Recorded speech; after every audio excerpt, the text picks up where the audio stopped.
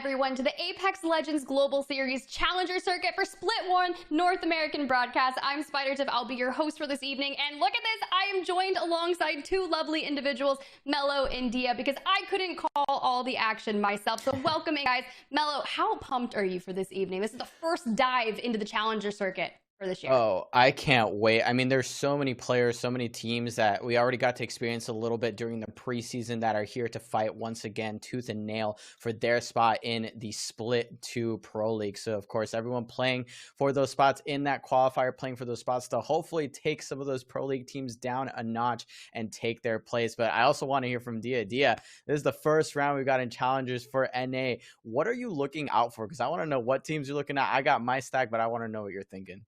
Yeah, I think that's an interesting question because when I look at especially the very first Challenger Circuit, because this isn't the first one that we've had over multiple splits, the thing that I am most interested in is how teams that we saw in the preseason quals have changed and how those teams that are maybe appearing for the first time on our screens match up against them. Because we do, especially in tournament environments like this, where we have a massive amount of people entering a tournament over the entire weekend that finalizes today, have a lot of turnover. We have a lot of teams that perhaps are having their first time at this level of competition, and it changes lobbies, sometimes for the better and sometimes for the what I'll call more chaotic. And I love that you brought that up, Dia, because that's a really good point right there. It could be absolutely chaotic when you have teams that haven't competed at this level and teams that are expecting to go the distance, because some teams, as we've talked about, have kind of treated some of these lobbies more kill race style. But let's go ahead and look at the teams participating while we can garner some of our thoughts about what you were saying, because the first thing that comes to my mind is going to be that Black Hand roster, Dia. Teams that we have seen in those preseason qualifiers, but has kind of shifted a little bit. You mentioned that's Black Hand Kodagami edition. Yeah, being picked up after I think his performance on Howdy from preseason qualifier 3 and 4. I think it's a nice shift over because Blackhand did need somebody else who could frag out, and Cody can provide that. A while ago, I talked to Cody, and he was like, hey, I just want everyone to know I do have one eye. I am playing with one eye, and so every time that I talk about him, I do bring up he has one eye. He's the one-eyed gamer, and he is going to, I don't know, snipes people. I don't know what it is, but it's a branding thing. I do think, though, that with the pickup of Cody, the identity of Blackhand will shift a little bit, because formerly I expected them to be, in every single lobby, a heavy fragging team. And while I don't think their fighting is going to change, I think their style is going to become a little bit more calculated than in your face. Oh, I do like that. And because I know they did have Shubi, who was that former Bangalore player, but he's now playing in the pro leagues this time around. So when you look at this, Mello, what are some teams that kind of catch your eye here for this evening? I mean, one of the teams I definitely want to bring up, you're not going to see the name here because that's no hesitation from the preseason qualifiers. That group actually split up. All three players went their separate ways, and now they are on three entirely different teams that all made it here today in their first Challengers run. We got Proficiency on SMP. We've got Washi on Void and Miles on AMV. So a lot of the faces that we saw in the preseason qualifiers, they're showing up in a big way, even after getting shuffled around a little bit, even after maybe having to adapt play styles, adapting to new teammates. It really just goes to show how impressive those players truly are. Impressive indeed. And there's just a plethora of talented teams that we are going to have here tonight. I'm looking at TSS. You've got Blur, Hambino, and Messiah. And you know that team is going to come in locked and loaded. But if I'm not mistaken, I know Noko is kind of going down in this.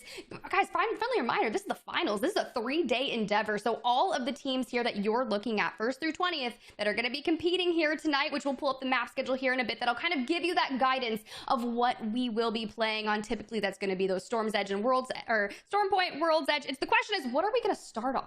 What are we kicking off all this action on? That is the question. And look at that. This beautiful map schedule says we are starting off on World's Edge. And Dia, I've got to kick it to you here. What do you think we're going to see? Just some stress. You know how Pro League's been. It's been kind of spicy. Yeah, I mean, World's Edge does feel really good for teams that like to take early, closed fights. And Storm Point, you can kind of do them in the mid-game. World's Edge, you do really prefer having an early, say, off-drop fight. But it also, I think, moreover, over the course of 3 games where we'll have time to eliminate a lot of RNG between different squads, different contests, favors those squads that are more calculated in their approaches and that more so think about how everyone else is going to approach the ring. You called out teams to watch earlier, and I'm going to respectfully throw Team Diverge, who qualified at a Group 2 in 3rd place with 50 points, as one of my squads to watch specifically for their games on World's Edge. I'm going to write that down, Dia, because I'm going to hold you to that as we go through the 6 games tonight, kicking it off on World's Edge. How will Team Diverge do? That is going to be the question, because, you know, at the end of this, the whole goal from Challenger Circuits, if you are not familiar, is to make that distance. Your goal is to, if you are the winner of Challenger Circuit number 1, you will automatically qualify for that Split 2 qualifier of the Pro League, which is something different. I know you and Dia, we were talking about that before the broadcast. We're like, the changes that they have, you know, encompass the Challenger Circuit. This is new for the year.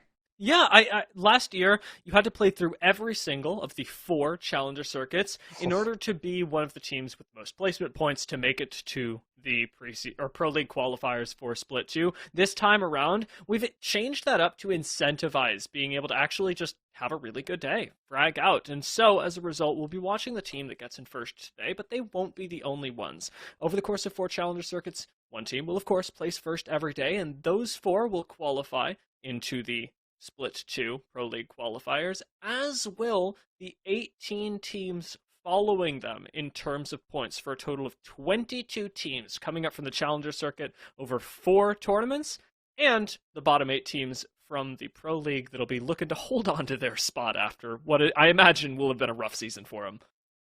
Well, then consider me incredibly excited, because this is the first and we get to kick off all the action of the Challenger Circuit. But I'm still looking at this list of teams because there is so much talent, and I didn't really get to harp too much on that team number 5 in that slotted position. Half-Life 3, Noko, Taxi, and Cruisin'. And I've been watching Noko probably since the very beginning of Apex Legends, since like 3+ years ago when it came out. And the way I look at it, I was watching a stream earlier today, and he was talking to Hal in chat in general about being an IGL. And this is his like first foray into like leaning into that stronger IGL role. And he was like, it is so incredibly challenging. And he hadn't realized that, because you have to be able to kind of manage a lot of the things that you're doing while still making valuable call outs. And if you do, per se, make a wrong call out, which happens, you know, sometimes you're just like, you make a split decision, you're like, this is where I want to go. And you have to be able to mentally manage the fact that you had made a bad call. But you also have to be able to, you know, have your gunny, keep in check of where all the placement was. So I just thought it was really interesting. He's like, wow, I never realized how hard this was.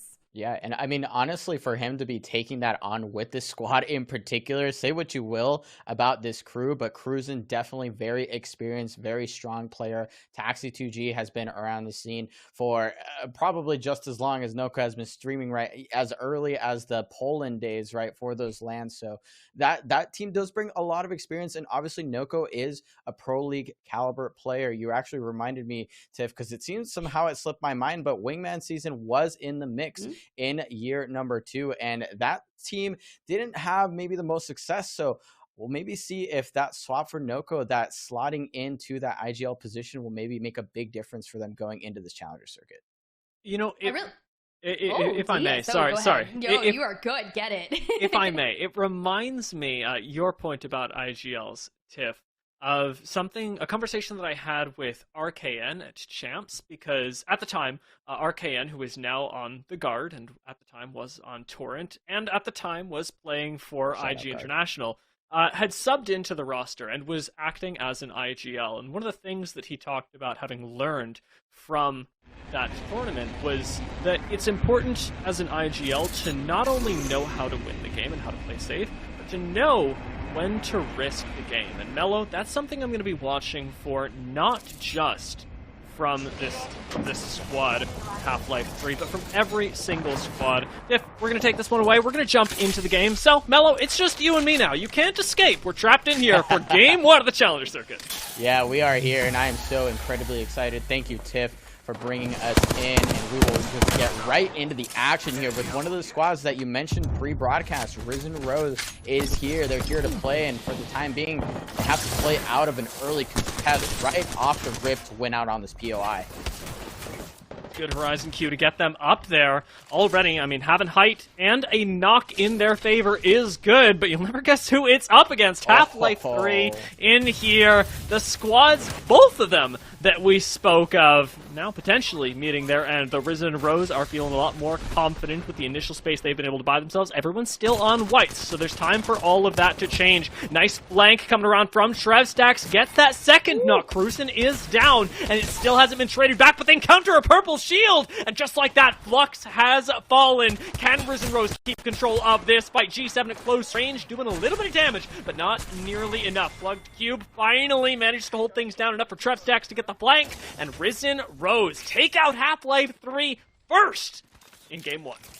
Wow, Risen Rose just really had to reach for every bit of resource they could find. The L-Star has to come out. Desperate times call for desperate measures, but they clean that one up. So that'll be one contest. I believe we might be tracking another. Not exactly sure if that kill feed showed us anything else, but at least for the time being, we're going to get to hang out for a little bit as some of these teams, and yeah, actually, in fact, Team Revenge is one of the other squads involved in a contest here, is going to be falling to 22 Eggy Boy. And yeah, that's a tough way to start Game 1.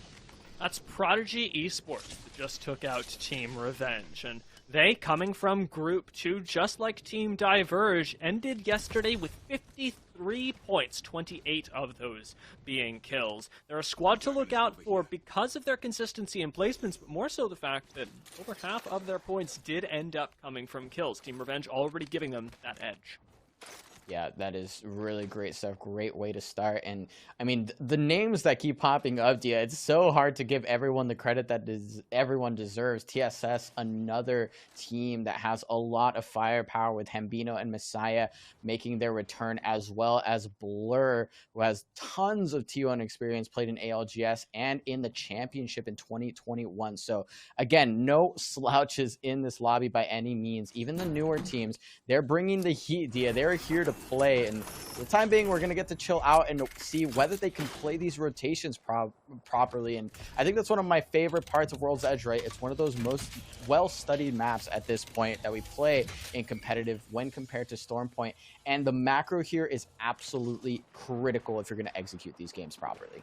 We haven't gotten a chance to look at where that second zone is going just yet, but that is going to be what determines the macro for a lot of these teams. Unfortunately, Team Intel don't get to play that game. Taken down outside of Harvester in a very awkward position. It's Team Inferno that has gotten to capitalize on that, getting their own safe Valkyrie behind this POI, likely making their way a little bit closer to ring, but still will be landing in a very dangerous choke point, depending on how many other early rotating zone squads are in the lobby. It looks like they're going to potentially meet a team on their way in, and yeah, you saw it there. They actually have to divert their way over to this snake choke, and they're just going to have to chill here for just a little bit longer. Maybe wait it out to see if other teams hit the go button before them. They might have a little bit more intel off of those Valkyrie ultimates, but of course with that level 2 or that ring 2 information, sorry, they will have a little bit more info to work with, and looks like it's pulling the way of Geyser. But with how crazy these zone pulls have been over the last couple of months, yeah, it's really hard to call. We know how SMP got this information as well. They'll be heading over from Landslide, but I mean, walking up this hill alone is going to attract a lot of attention. I think Turns has actually spotted this out, and with TKC in the area as a potential third party for whatever fight breaks out here, let that alone and make it a fourth from the hill. Yeah, we've got a Wraith in the lobby, and that's a little surprising. We have got so many squads stacked up in here, and with the Valkyrie ult just expended, our Watson team that just flew in is going to have a little bit more difficult of a time making their presence felt in this lobby, because they need a building, really, in order to safely do so. Yeah, and it is already getting extremely crowded, which just goes to show how many teams are willing to play that sort of deep zone style, especially with that beacon, obviously trying to get as much information before you commit to a position. That's going to be huge for a lot of these squads. But we also have to check in with some of the squads that are far out on the edges of the map, who are seemingly looking to get aggressive anyway, taking some early fights. You've talked about this, right? How the early game is often some of the most opportune moments on World's Edge to take fights, especially if you can guarantee their isolate isolated on the edge of the map. So here we get to see a bit of a scuffle between Valkyrie, and I believe that was actually GOW. For those of you who don't know, that most likely stands for Gears of War. We have 2 former Gears of War pros in the mix, baby. Valkyrie, pretty professional themselves. They were a favorite of a lot of people in the initial preseason qualifiers, and though they didn't make it, they ended up qualifying for several of the finals and giving us a pretty good look at them. I'm going to actually group Valkyrie in with another squad that we ended up seeing a lot of the preseason qualifiers, but we haven't seen yet today. Skies, who also qualified out of Group 2. It seems like I just want to talk about everyone who qualified out of Group 2. But Skies actually struck me as one of our more zone-oriented, yet very consistent teams that kind of came out of nowhere during the preseason qualifiers, and out of that same woodwork ended up making a name for themselves as a team that, yes, likes to play zone, but also refuses to be bullied. I'm hoping they give us the same thing today, and Valkyrie may very well be joining them. Definitely a big breakthrough story for the likes of Skies, as already made their way onto some of the higher end tournaments as well, which is incredibly exciting to see. All of the new offerings in terms of players and squads, it's always a blast to see them, and oftentimes it's the first place we get to experience their gameplay, right? It's these challenger circuits, it's these preseason qualifiers, though. Yeah, we might actually be experiencing another fight here from that squad from GOW, and they're getting held out by Rambro, Euban, and I believe that's pronounced Funk, who I also believe is currently sitting in that #1 pred position. Yeah, Funk looks pretty good right now. This is, of course, the Bad Boys, who dominated their own lobby yesterday.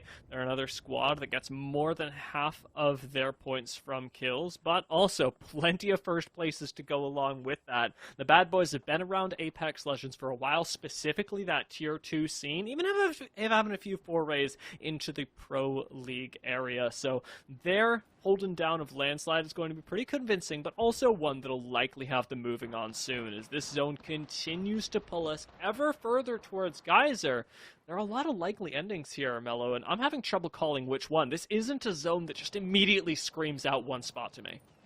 Yeah, we don't have the pinch between the 2 zones, and or at least the current zone and the next zone, so it's a little bit hard to tell how hard it will pull. And on top of that, I mean, we've seen it all throughout Pro League and just a lot of the tournaments, if you've been paying attention. I mean, Geyser is one of those places where these zones love to float, and so the likes of Team Inferno, for example, are taking up residence somewhere where they can hopefully play for the long game. Should it pull this way, they have a great spot to start things off with, and should they have to move, maybe they have just enough LOS and enough resources that they can shove their way out, pressure some of the other teams, and find their next spot. But of course, we will have to wait until the next zone is revealed to see just how well Team Inferno has guessing gamed at these zones.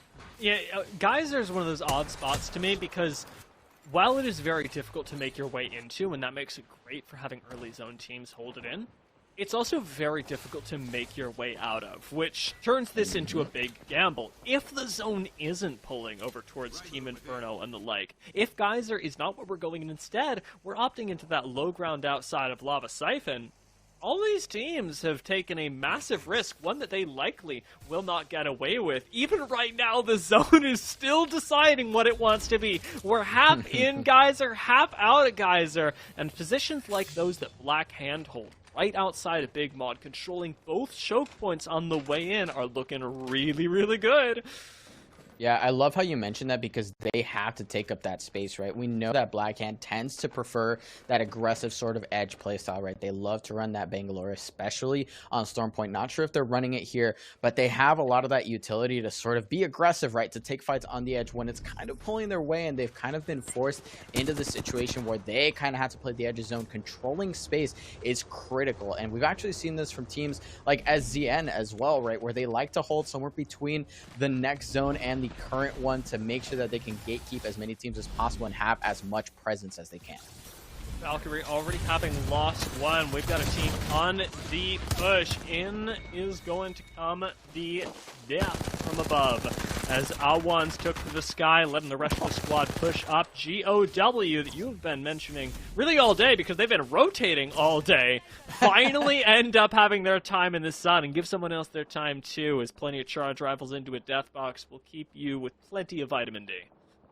Yeah, and I have to say, I'm not particularly impressed by the way Valkyrie approached that rotation. I mean, they were so deep out of zone. I'm not sure if they were looking to find a box that they maybe left a team member behind and had to res. Not entirely sure what the situation was, but it didn't look clean, and they're punished for it in the end.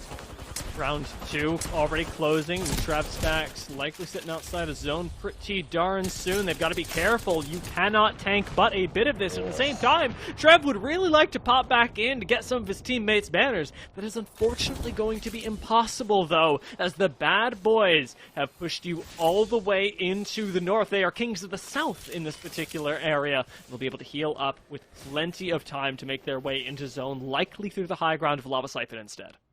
And we saw them shove all their weight from Landslide, dude. That's the last time we saw them, was when they were holding out a squad in Landslide. For them to have just kind of shifted, maybe forced their way in with a Valkyrie ultimate to hold this edge.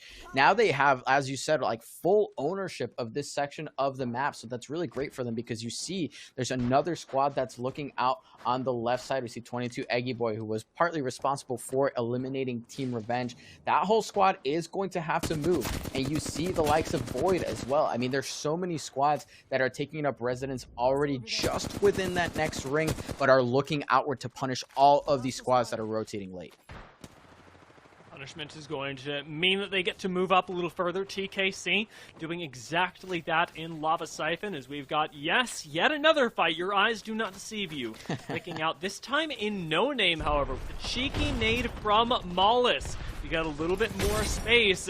It's in Proficiency that are going to have to take this fight. And the crack's already come through. Nice angle with the car. Gets that knock on your Doom very, very quickly. And now gets to wide swing this with Proficiency to destroy Skies. The two teams that we'd actually put together, Skies and Valkyrie, eliminated very, very close to each other. They're eliminated on the edge, the middle of their rotation. They were just finding their way into ring when they ended up meeting Eye Proficiency and the rest of the squadron here for SMP. And now Team Diverge, that squad that we talked about earlier, I think they have some of the most consistent macro at this level of play. But to see them running a Wraith, So happy. now that's certainly something, but I don't hate their approach here, obviously, in where they're holding out in ring. They know that that team is sort of in shambles. They just took a fight, and all they have to worry about is clearing the side. If not, maybe looking for some KP of their own. And oh my goodness, AJ just doing so much work with that 30-30 right now. I'm over the moon right now, Mello. Sleepy Panda is actually one of the biggest reasons that I wanted to watch this roster, and that is absolutely no shade on either of his compatriots, who are, again, extremely mechanically talented, have absolutely had their time to shine on other rosters. Sleepy Panda, though, has been around the scene for a while, but it was on Wraith that he originally made his name, that he originally made me yell it as he was taking 1v3s in RVs all over World's Edge. Sleepy Panda's Wraith is legendary, and the fact that he's got the confidence to pull that out here now in the very first Challenger Circuit Finals is a really good sign for this roster, and it'll be even better if they can clinch top 5 this game. Meta picks be damned, I guess. That's the way that they're going to run it here, just on the comfort picks that might not serve the best sort of, you know, macro 3v3 support, what have you, whatever you want to call the meta picks right now. Ultimately, they're playing the game that they know oh so well, and the way that they're holding that north edge, I mean, I just think it's so clear what they're intending to do. But this is where the going starts to get tough. We're about to close ring 4, and it does end up pulling all the way back over to these buildings on Geysers. So we saw a couple teams take residence early. Their gamble is going to pay off, and now the Valkyrie ultimates are going to start coming out, and the spots that can be filled by teams are quickly starting to run out. What did we say earlier? It's difficult to get into and difficult to get out of. That is never going to be more evident than when watching teams Valk ult in. AMV already lost Void, and with Miles and Arcology having absolutely no shields, there is a snowball's chance, and only a snowball's chance, that they make it out of this fight alive. It is not meant to be, though. Not wintry enough, and they get taken out. AMV gone for the sin of not having prioritized Geyser earlier. Yeah, that's just the way the cookie crumbles. They took a gamble that unfortunately didn't go their way, and ultimately that Valkyrie ultimate at this point in the game, I don't think I can ever have any confidence in teams that are making that decision so late and just looking for a spot to play. And obviously they're punished for it there massively with an opponent Newcastle team, so the Newcastle getting utilized by some of these zone squads to hopefully increase their staying power. And other than that, I don't love the character, but they're making it look all right. All right, indeed. No Name, unfortunately, cannot say the same for them as they're pushed down right next to GOW. Matter of time until this gets spotted, and especially in zone, you don't really have long to mess around. Gyozy, one more ring tick will do him in, and I believe they're going to be eliminated there, as I no longer see Gyozy's name up on the map. Oh, there we go. One more on the low ground, down on the map. He's going to be walking up to what is maybe a third-party situation, but looks a little too chaotic to be able to tell for sure. As Zainu's down, GOW are finally gone, and Gyozy's been spotted by a squad with less than pure intentions. And it seems like they have the fragging power on their side, but again, the way that they navigate the map is almost closer to 70% of what you're realistically doing in this game, right? You want to manage all of your rotations with all of your resources and use your characters to make that happen. But right now, Lock It In is making it happen in terms of fighting power. Orioles does get down low, but Zainu is going to do a lot more damage in the trade, and SMP is eliminated in that whole engagement. That was such a mess on the edge. TKC down as well, and the stormtroopers that were holding this building, that very same Newcastle that you mentioned earlier in this donut, looking really good right now. Great real estate that stormtroopers ended up picking up, as they've got this building that is still going to be in zone. And not only that, but that gives them the best height right now. You've got to look out for other squads. Teams like, say, Black Hand, they're going to be forced now to come down from the high ground they previously had over by Big Mod. Sleepy Panda, not sure if he's the last one of his squad or not. He's got a great spot, I must say. It's not too bad, and we see stormtroopers there setting up those barricades heavy. They've got, I believe it's Kos or Koki on that Newcastle, and Vize holding it down with the all-important Watson for so many of these zone teams. So definitely great utilization of the resources to get that spot early enough, fight their way in if they didn't already have it. And I mean, right now they're just chilling. They have a little bit of KP under their belts as well. So now the end game is all they're focusing on, and some of those characters, namely the Newcastle, can have some of that fighting power. He tends to spike in power towards that final ring when you can just create absurd amounts of chaos. You can offensively ult with that castle wall. I've seen it happen. It does get pretty wild. So curious to know how this team is going to navigate, because this building is not going to be near the center of the next zone. Bad boys are going to have the much worse time, but I tell you what, I see a Newcastle and a Watson in one building and a two-man squad in the other. I'm pushing the two-man, especially if one of them is a Bangalore with very few defensive capabilities. Sleepy Panda's managed to get right back into Geyser, though. That'll be one of the members that we've got to keep our eyes on, especially since he's playing the roof, which is a pretty darn risky position. He does have GS Bird and Anyasuda playing underneath the building to be able to help him out if he does need to retreat. But the rest of Black Hand, looking down on this, have certainly spied Sleepy Panda. And that may be part of the mind game here, making sure that Black Hand don't push you and instead send it towards someone else. And it's actually great for Black Hand because they have those angles to pressure, right? They can force some of the mistakes from other squads just by dealing damage, and they themselves are relatively safe, but look at how many teams they can look at. Look at how many teams they can hit pock shot after pock shot onto, and that's just going to make it all the more difficult for any of these transitions into this final ring center. And there we see so many teams already kind of giving up and taking the fight to hopefully force their way in. TSS loses Hambino, and Messiah looking for the one kill and the shield swap. A bit of solace here in what is otherwise a play that's slightly falling apart for them. Team Diverge, though, eliminated in 6th, came out of nowhere as TSS really leapt for that fight. Messiah hopefully going to be able to get some sort of shield swap here. Grabs that purple with no charge in it. He's got to waste a few seconds with the shield bat to get that extra bit of HP. Now, while Hambino's been picked up, you'll notice a res is unlikely, so it's more in spirit than anything that TSS will carry Hambino with them. For the moment, they're focused out from the team that's inside of the building. Team Inferno likely to push out very soon onto them, while Black Hand is going to have to decide who they're pushing up on, because if they stay here, they're going to be focused by the entire lobby. And it looks like they're getting aggressive on Messiah's team, at the very least committing a good amount of resources to put down that damage, but now they're kind of stuck in between a rock and a hard place, or at the very bare minimum on two buildings. They are forced to play the roof. Look at the damage coming out from Voltic, though, to hopefully hold out some space, but the zone is coming, and they are quickly running out of space to run. There was just no good place for Black Hand to be, and that's what really ultimately got them. Voltic still got a huge angle here, but underneath the building, how much can he do? He's already taken out Blur Flavors, taking up to the skies. He's going to jump right back down onto an already batted Horizon and still take him out! TSS are gone, and Black Hand move themselves up to top 4. What a play from Voltic! Wow, Voltic stepping up from the coaching position in the preseason qualifiers, now full on shredding through the lobby, and actually still remains alive while the likes of Team Inferno continue to pressure a team across from them. That's actually going to be Funk and Rambro, who are just trying to hold on for dear life. Funk does get a knock onto Coke, but this is about to get incredibly disastrous, and Team Inferno seems to have a pretty decent spot to play out of in this endgame.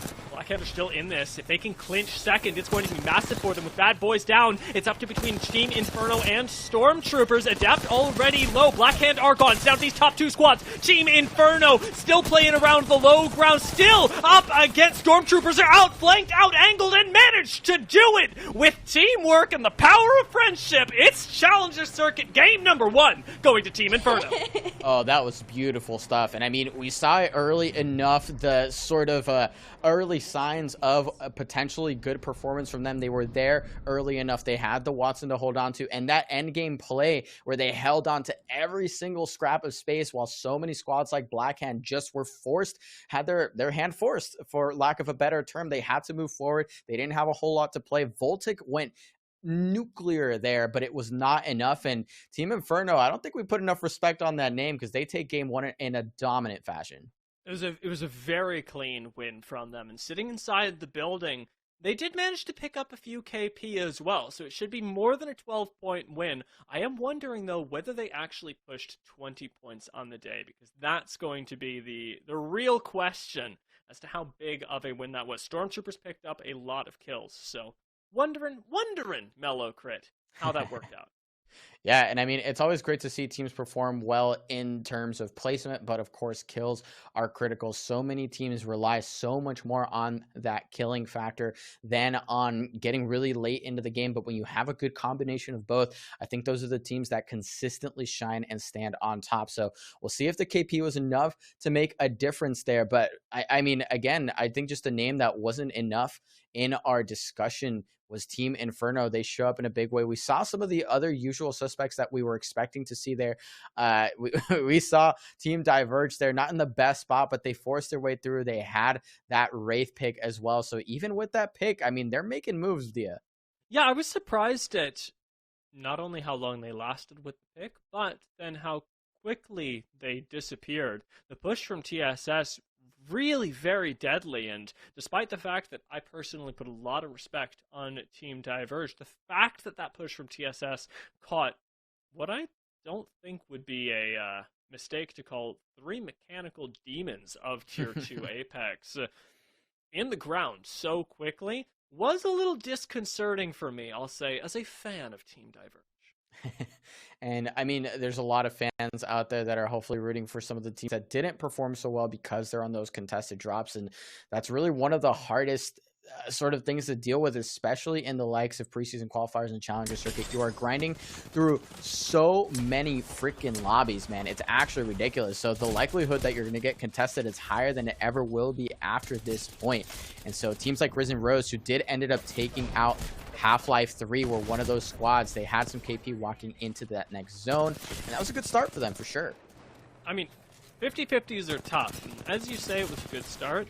I still find myself wondering how it'll work out as we move into the next game. Let's just silence to take a look at Black Hand once again, because Voltic, I think the word you used was nuclear, and it certainly was. You do not see a play like this every day. I mean, that was beautiful. And again, stepping up, Voltic was the coach in the previous Black Hand roster that we saw during preseason qualifiers. So obviously the dude's got gunny, because that was just insane. They're obviously a little bit lined up to make it a little bit easier, but the damage does not lie. And Stormtroopers actually outscoring Team Inferno. Team Inferno take the dub. Did have 4 kills to their name on the way there, but Stormtroopers with 10 kills in that second place finish. That's wild. This is exactly what I was talking about with that more active position, though.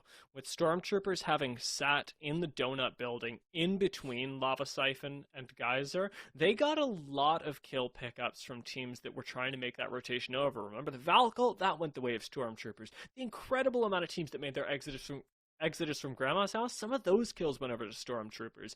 And in the end game, being able to make use of that Newcastle, they also got to fire down onto teams like Black Hand, like TSS, and like Diverge, that all met their untimely fates before Stormtroopers did. What ultimately was a second place finish still ended up being a first place when we consider their amount of points, although not to the tune of that many. With nobody breaking 20 over our first game of the day, it's anyone's game. Half-Life 3 could be first next game for all I know. Oh, easily. I mean, we've seen people drop 25 bombs, 27 bombs, so it wasn't the wildest game, and I think it has a lot to do with the fact that obviously everyone was scrapping. It's that first game. No one wants to go out early, so everyone is fighting out tooth and nail to make sure that they make their way into the end zone. Stormtroopers was there pretty early, and like you said, a very active position, a proactive team in the zone as well. You have to be proactive, especially when that Newcastle pick, again, it doesn't start off very strong. Like, you don't love to have a Newcastle to just kind of square away a corner of the zone and hope that no one pushes you. Obviously, the Watson certainly helps with that, but having it in the end game, you can set up cover right on top of wherever you want realistically, and it ended up working out beautifully there. They picked up kills in the mid game and in the late game to vault themselves to first place.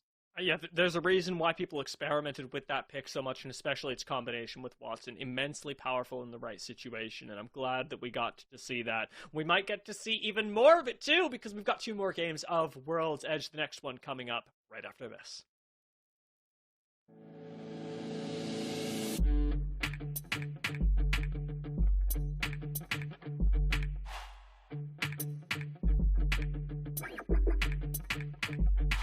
I am pleased to be joined today by the Apex Legends roster of Team Revenge. We got Styx, Lily, Carlon, and Escape here today. We'll be talking some Apex. We'll be talking some Year 3 stuff. Thank you guys so much for joining me today. I do want to give you guys, or rather put you guys on the spot for a couple of hot seat questions. So we're going to try and run these pretty quick. Everyone answer first thing that comes to mind. No hardball questions, don't trip. So yeah, are you guys ready to close this one out? 30 seconds per response. You guys can argue as much as you want, and then we'll move on to the next one. Sound good? Yes, sir. We're all gonna talk at the same time. It's gonna be great. All right, perfect. I'm setting up. All right, let's Turn the mic up. All right, first question: who throws the best sky nade? Dice. Dice. He's not even here anymore. But Shout out, Dice. It is Dice, but I claim that spot now. I think it is definitely Carlon. Yeah, All right, Carlon. Yeah, he followed him up pretty good. All right, cool. Penning that one. One from the best. Second question: most likely to say they are one shot when they are definitely not. I got it. I think it sticks actually. Really? Yeah, you get hit for like 30, and you're like, guys, I'm one. I gotta back up. What are you talking about? Say the enemy is one shot. That would be Ethan. Ethan shoots people for like 80 and is like, he's the one. question was the enemy. No, the enemy. Yeah, should have clarified. Who's most likely to hit the enemy for like 30 and then say they're flesh? Oh, that's Escape. That's Escape. Yeah, right Escape. there. That's Escape's like, That's why I don't play. I This is why I destroyed just this sit there. guy, and then I hit him for 130, and I'm like, This is why you've just been playing with old DLT. All right, now he's one shot. Hey, when I miss my Kraber shots, I gotta make sure that you guys know that I definitely hit them. oh, I have a clip. I have a clip of Ethan being like, what are you guys doing right now. I had knocked 2 people. I had knocked 2 of Sentinels. And Ethan's like, are you guys doing any damage? And he had missed literally 12 longbow shots in a row. Incredible. He's sitting Play the behind clip. the ramp. It's fine. Play the Sit- clip. Put it on the behind- drive. Put it on the drive. I need to show it now. Oh my God. Sitting I'll behind get the it, I'll get rampart it. wall. That's my Sitting behind coach. the rampart wall, missing 70 longbow shots in a row. This is why I don't play. All right, next question. Next question. Who can play the most characters proficiently? I think it's Carlon. Carlon. Yeah, Carlon. Carlon. Carlon Follow-up loves his question. Octane, but Who's your worst character of all the ones on the roster that you guys play actively? Who's your worst character? I'm pretty bad at crypto, to be honest. But I'm No, I would say Valkyrie just because no one really wants to play Valkyrie. We only use her for rotations, and that's it. I feel Hey, that. if you want to take Seer, I'll play Valkyrie. Fuck There no. we go. Easy fix. Already fixing things as we speak. Love it.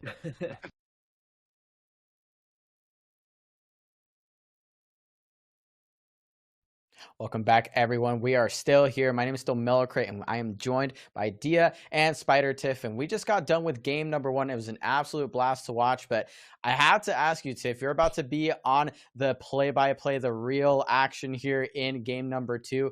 I know you're a big Black Hand fan. Was that the team you were watching in game number 1, or did you have your eyes set on a couple of the other squads that did pretty well there?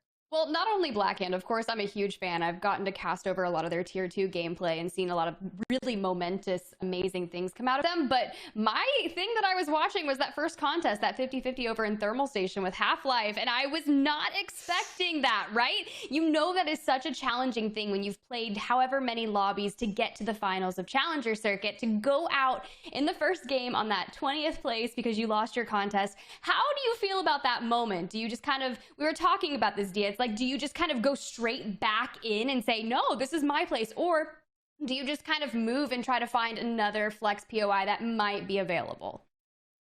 I think for a team like Half-Life 3, I don't mind either way. It's a very different game that they want to play, mainly because they're still working on their IGLing and their synergy. If they want to contest again, yeah, I can't blame them. And it's not the play for points, but it might be the play for working out exactly how they want to contest early game. Personally, I would relocate because it's more important to me to be able to play out end game scenarios that you cannot replicate in places like ranked, but it is just me. It's ultimately up to Half-Life 3 and what they think is best for their own personal team development. Well, perfect. Thanks, you guys. I am going to throw you guys into the action, but one super quick question. Skies and Valkyrie, we talked about them at the beginning, Dia, and they didn't have exactly the type of rotation, the cleanliness that we had expected. What do you think it needs to change? Is it just a lobby dynamic with the likes of GOW in the mix who's relatively new, or is it just something about the way that ring pulled that just did not benefit them? I'm going to answer that question as we jump into the game. Mello, thank you so much for bringing us in. And Tiff, I was going to answer this question in a way that I think is going to disappoint Mello, so you just tell me if it's a bad take or not. Okay, I'm ready. I think Geyser is a really weird zone, and I think that's just really unlucky for them. Rotating in and out of Geyser, more than almost any other POI, it's just the worst. Yeah, I think that's completely true. You have so many choke points. You've got the vault area coming in from the house by the circle building, and then you've got that choke point over by Big Mod. It's just kind of an atrocious moment, but as we get on, we get a nice little POV of Thermal Station, and you know what I'm going to say? I don't see Half-Life anywhere near Risen Rose, Dia, so it looks like they may have heard you during that little break and decided, hey, we're going to find another POI to kind of head over to. Begs the question, which POI did they choose? Because I'm not sure how much research they got to do in between games 1 and 2, and there's a chance that unintentionally they're hot dropping again. We'll get the chance to look at that a little bit later on, but as Risen Rose actually had a great start, it seems like Team Revenge may have been the unfortunate recipient of yet another squad all up in their business. Yeah, it's really spicy when you've got something that you're going to have a contest over in Harvester because you have a lot of these snake hallways, but there's plenty of loot to go around, and you can see right now Team Revenge with that R9 Eva, they are going to be more than comfortable to go ahead and take this moment. But they did not win that first contest in map number 1, and it seems to be that they're kind of struggling, just a little bit split here, trying to make it happen. Sticks able to grab it down, and the question is, can they clean it up? And this is going to be different. Prodigy gonna win. I lied. They're eliminated. They won the trip back to the lobby. They won a little bit of an extra break, and you know what? It's going to be necessary when we consider exactly how that felt. They were pushed out of Harvester so early, and now Team Diverge, they may very well be pushed out of the lobby after picking up 6th and getting a lot of my confidence just at the start of the day. The bad boys have already taken out 2 of them, and Bird is running for the hills, literally and figuratively. Hey, sometimes you just have to do it. You have to know when to disengage and just get out of there. It's fun on Bangalore, getting that extra little speed boost if people are going to be poking you with some shots, and adding a little wall bounce there for some style points. And yeah, you just got to disengage. You've already got some early KP. You need to get a good, clean reset in. But if, let's just say I'm the team that was fighting them, and I know for a fact that they currently are incredibly low, I am going to be chasing and making sure, because I'm one of those people that kind of see something shiny and I overextend, and that's why I need a real IGL to bring me back in and be like, hey, yo, come back here. You gotta respect Bad Boys IGLs as well for being able to pull them all the way back. It takes, I will say, Tiff, just as much courage to retreat as to advance, and Bad Boys have managed to do that all the way over towards Trials, where they'll be able to pick up a nice bit of loot before rotating into the zone. The zone, by the way, while I'm looking at the top left, pretty darn general. There's a lot of places where this could go. We don't have that zone 2 read just yet, but as soon as we do, we'll get an idea of especially how those teams that landed right next to the beacons and are some currently scanning them will be playing. TSS currently crafting up, getting ready to go on that middle ground attraction here. But yeah, you're talking about the zone pulling up towards Epicenter, potentially in Climatizer. I had my fair share of World's Edge Climatizer zones, so if we are going to go that distance, I am ready for that. But I do think that we need some kind of southwest World's Edge zones. It's been some time, so I'm going to put it into the Apex Legends Gods manifestation that we can get something of that nature, because the Geyser was quite interesting, and we had a lot of teams that made their rotation in. I was just looking through it a little bit, and I did see that Half-Life had actually landed in launch site. So with this zone kind of pulling all the way up north, all the teams that typically land Lava City, like Black Hand, they're still going Lava City Big Mod.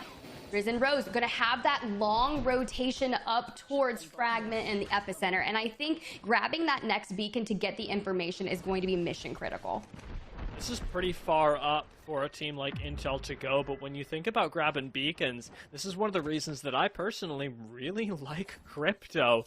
Team Intel, it's not for every team, but Team Intel, especially with Loba, have a really great argument to be made for this pick, because they've already been able to rotate into what they're expecting to be the zone end, and with being actually so close to the beacon in Climatizer, are going to have knowledge that is advanced before any other team, as well as a great spot to Valgold early should they deem it necessary. I think it's a really smart play for a team that wants to play zone to pick up a Crypto and have that data to work with before anyone else. Well, you could also grab those beacons a lot more safely. I feel like some of the beacons as of late have just been in really precarious positions where you're just kind of exposing yourself, and with kind of no teams really playing Gibby, you don't have a lot of safety with that. So with Crypto being able to, fly his little drone up there and grab the beacon information, it keeps you safe, and you can also extend kind of further into enemy territory to grab a beacon without exposing your entire team. And as these teams just kind of keep making the journey up towards where we are going to be pulling,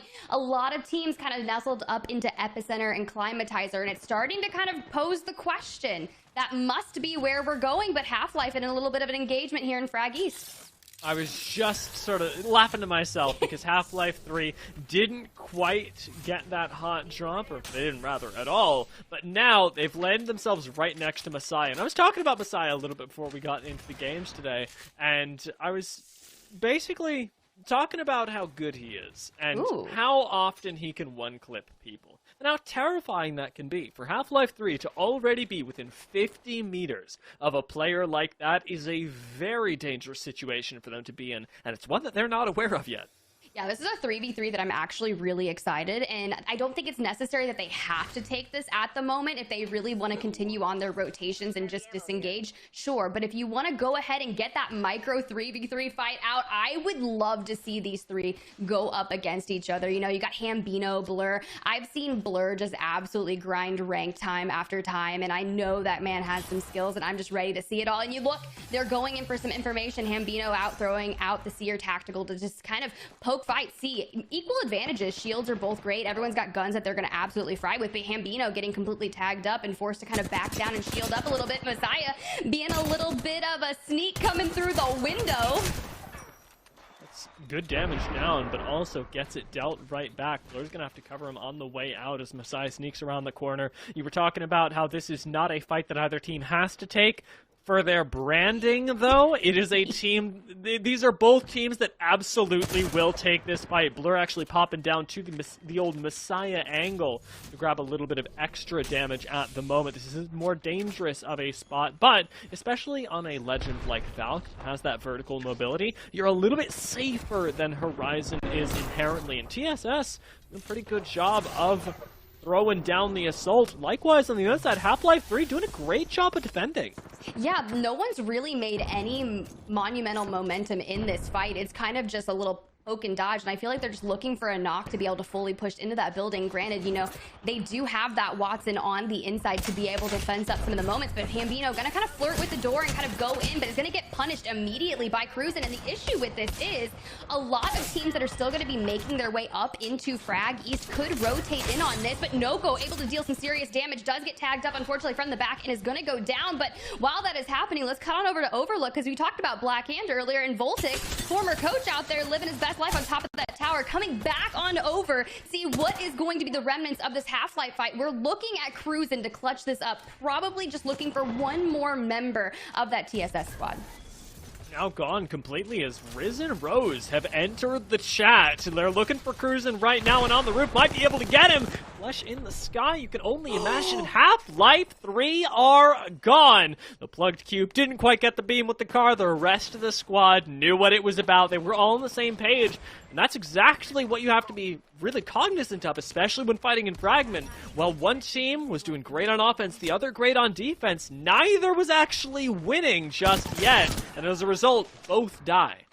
Yeah, it's actually quite unfortunate because Risen Rose is the team that Half-Life was contesting over in Thermal Station. And it's kind of, they just began their rotation, finally coming into Frag at the cornerstone of that edge of ring. Next thing you know, just cleans up Half-Life again. Black Hand coming out really strong in this fight. You know, Kodagami went down early on. They were able to stick that res incredibly quick and win that onto Skies. Now they get all of the loot and can continue on their merry way up into the climatizer area. So once again, I'm getting this northeastern World's Edge zone that I have known and loved so well, Dia. So let's go ahead and see. Void has already kind of made their way. My issue with this floor of the building, if you are all on those aggro characters, you don't really have a way to kind of bunker down in these buildings. So many entryways. So you have to play it aggressive. You cannot defend these from the inside. Maybe using that Horizon Grav lift to block a door when necessary to give you just a little bit more time, but sometimes when you rotate into a building too early, it can cost you. But I like kind of their positioning and looming on the outer edge where that ring is already closed in on.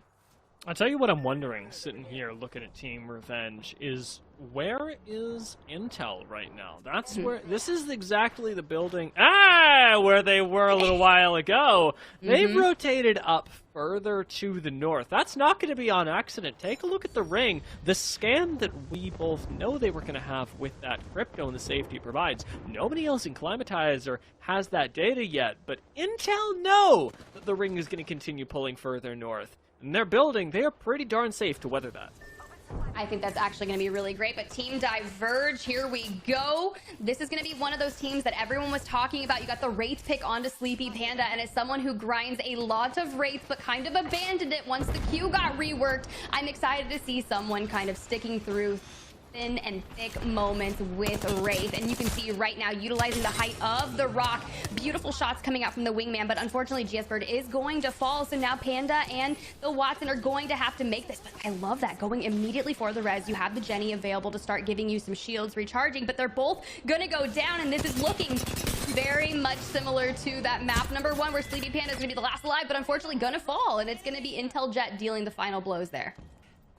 That is the most shocking thing to me, is that it's Intel from downtown that pick up those kills. It isn't even the squad they're fighting. Those are shots in the back that take them out. With GOW making their way up as well, they're going to clean up a few kills here, to be sure. But even from Climatizer, Intel is influencing the rest of the lobby with the additional data and great positioning that they have. Their influence can be felt everywhere, even from what I'll call 200, 300 meters away.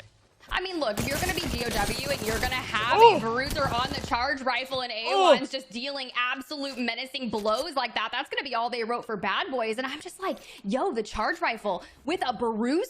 It's working. It's great. And honestly, the charge rifle is just something that I absolutely love to use, but hate when it's used against me. And unfortunately, Bad Boys probably feel the same way. I am in so much pain having watched that clip. That was so rough. And hey, we've got likely even more of those plays in store, because taking a look at the ring, this one's going to be very tricky to play around. Teams like Intel will still have a little bit of their building, but Revenge is again encroached on the space that Intel previously had, and it's becoming more and more clear to me that Intel do not want to fight, and that Revenge are making use of that, mirroring this team that they know has a crypto, that they know have the zone, and slowly but surely taking away the spaces that they claim, pushing up with this Seer and pressuring Intel back into positions that, honestly, while still good, are going to become riskier as the rings go on and pull further out into the open. Yeah, and like I said, they don't have anything that's going to really be able to provide them a lot of cover once this pulls into the open, so they need to utilize the roof and head peaks as much as possible. They already have approximately 4 to 5 kind of KP at 14 squads left, so this could be a monumental game for them. They just need to couple it with some amazing placement points. Now dropping down to low ground, you can see here, just wants to upgrade that helm. I don't blame you, especially when you have the risk of getting headshot by a charge rifle or a longbow in the lobby, and with so many people utilizing G7 scouts, it's going to be one of those. But Stormtroopers kind of building themselves up a little fortress in here, just waiting towards that end game, and you can see a lot of information going out and a lot of cohabitation in these circle buildings, just living on different levels. But I thought right there Blitz was going to look for a cheeky angle, instead gets punished for it. Respectable play, and you got one more bat left. Void will still be pretty stable after this, especially at this point in the game. 14 teams left. You are guaranteed to drop some, so your sustain, especially in terms of those meds, is going to come from taking down other squads. The Void are looking at right now for a little bit of extra oomph, but without something like a Watson, they can't afford to enter a poke war with the team below them. It is going to have to be an all-at-once kind of thing. That's what makes that push from Blitz well-informed, but ultimately what's really concerning me about Intel right now, having already lost one to a full thirst. Yes, they've got crypto for these remote reses, but that's kind of out of the question now that we are so late into the game. Outside of a mobile respawn beacon, we're seeing Intel whittled down to a 2-man, likely permanently. Yeah, I think it's going to be really tough to try and get a teammate back into the ring that we're about to be expecting. And it begs the question, when you've got a solid 1 building that's fully into that next zone and the remnants of 1 on the north side, there's still a plethora of teams that are working their way down towards the epicenter and into the next zone. So the question is, that team that is occupying the 1 building that will be in the open ring, is it too early? Did you get in there and get that valuable building a little too early? Because you run the risk of being able to force it, because you're going to have at least 3 teams that could potentially be looking to Valk ult late into that game to get in. That's the question. But lock it in over here in the epicenter, just kind of waiting. One of those teams too. This is absolutely a squad that'll jump on you. Risen Rose right outside as well could do exactly the same thing. They've got a zip line all the way over to that building that you were talking about. These shots just to destroy the Watson fences are going to attract a lot of attention. And now that we're getting the idea that there are 3 teams in this area, perhaps, with another Seer ult going down on the low ground, Risen Rose's position is looking really tenuous, because despite the fact they're a great fighting team, pushing out against 2 squads at your sides and 1 at your front, all trying to take you down, is nearly impossible for pro-level teams. In a Challenger Circuit lobby, things are going to be even more difficult. Yeah, they're going to be fighting an uphill battle, and I love this positioning. The issue is they are going to have to jump down, which we're seeing now, and they have to begin with the ring at their back. They cannot stop. They must keep rotating in, and you are going to encounter a plethora of teams that are going to be standing idly by, waiting for you to rotate, because you already gave your position away when you were kind of shooting and making a lot of noise. And Risen Rose right now starting to fight that uphill battle. There is a team to their south that actually never made it out of the bottom of Epicenter, so this is going to be be an easier fight for Risen Rose than I thought it was going to be, because now they're just essentially picking at the team, and that's going to be Team Inferno. They are your winners of map number 1, and now Risen Rose setting themselves up for really a great moment here in map number 2. In an endgame playable spot as well. These little rocks that are inside of zone outside of the building provide a lot of cover, provide a siegeable area to move up this building without having to force it. Since Lock It In rotated up to the bridge as well, this team that is in the house should have a lot of other problems to contend with. Problems that, unfortunately, for the rest of this game will not include Void, as they're taken out. We're in the top 10 already. Lock It In had that great initial fight, but then got pushed all the way down and are underneath Stormtroopers who, with the Newcastle, with the Watson, and evidently with absolutely no worries about getting shot in the back from height, have picked up yet another kill. Oh, this is really interesting. The team from the building went out and eliminated Risen Rose as well. So that Chow, they left their cover, went back out. Now, Stormtroopers, that team was trying to go ahead and Valkyrie, so who knows where they're going to go, but unfortunately, they're not going to go very far. It looks like it's the lobby, because Lock It In is going to be eliminated. So much damage dealt by Stormtroopers to really put a thorn in the side of that Valkyrie. But now, the building is under contest and siege right now. Who is it going to be? GOW with that charge rifle firing some damage. Down 8 squads remaining in the lobby. This is spicy. But here's the deal. With that turbocharger in the crafter, I was expecting to see a lot more Havocs and Devos, and Avexis is actually going to be one of those ones electing to use the Havoc. So thank you so much for getting that in easy angles coming in here from A1s. That's unfortunate when you've got the height advantage. Just being able to shoot straight into like a fishbowl, but gonna drop down. Says, I'm here for the ego challenge. The player is disengaging as a Bangalore, utilizing those smokes so perfectly, but A1s doesn't care. Does have the ditties right available to them, but now they're cutting their losses, utilizing that grab lift to get back on the high ground, which I think was a well-respected decision. TKC and SMP both out. We're into the top 6, and GOW have height. They've got really ultimate height, and with the exclusion of the fence line, it's going to be one of the safer positions. Climatizer still providing for a few squads in turn of that additional cover, but Stormtroopers are having a rough time of it, as are evidently Intel, who now, eliminated in 6th place, are going to mirror Team Diverge from just last game. Great placement, good thoughts, not enough, and GOW take that god height. Let's see what they can do with it. Yeah, I was going to say they might be able to have some really strong moments here, but they're looking a little low on resources. Not Detox, though. 96 bullets for that charge rifle, but I'm talking about Avexis with 40 energy ammo available for that turbocharged Havoc, so going to have to be a little more conservative on the ammo that they have available to them. They don't have too much worry about the health, but Valkyrie here, they do have to worry. They are nestled into the smallest corner with just one Watson fence available and providing some shelter for them. So they are going to be forced with the ring at their back to go straight out into the open, and they are going to have to fight their way. That is a very unfortunate position to find yourselves in, and it seems like a lot of people are just kind of utilizing what they can, makeshift cover, and GOW looking beautiful when you look at a view like this. GOW are also, I believe, one of the only 3-person squads left. There's one other in the lobby. Question mark? I'm looking at everything right now, and it is looking tough for every other squad, since I believe Stormtroopers are the only other team that's operating as a full 3-man. Even Valkyrie, as a 2-person team, has to push up, ultimately getting taken out by Blackhand, who now have all the focus on them. Heal gets interrupted. They're both on Flesh, but it doesn't interrupt from the top. And GOW, unfortunately, could not make a drop onto Blackhand, where Yazto's getting the opportunity to heal up. Voltic's going to be able to likely join them under the fence cover, but watch Stormtroopers as nice headshots don't quite take him out, but Voltic gets taken down from above instead. Detox landing that last shot and opening up Stormtroopers for this push. Last 4 squads, we're going to be meeting the last 3 real soon.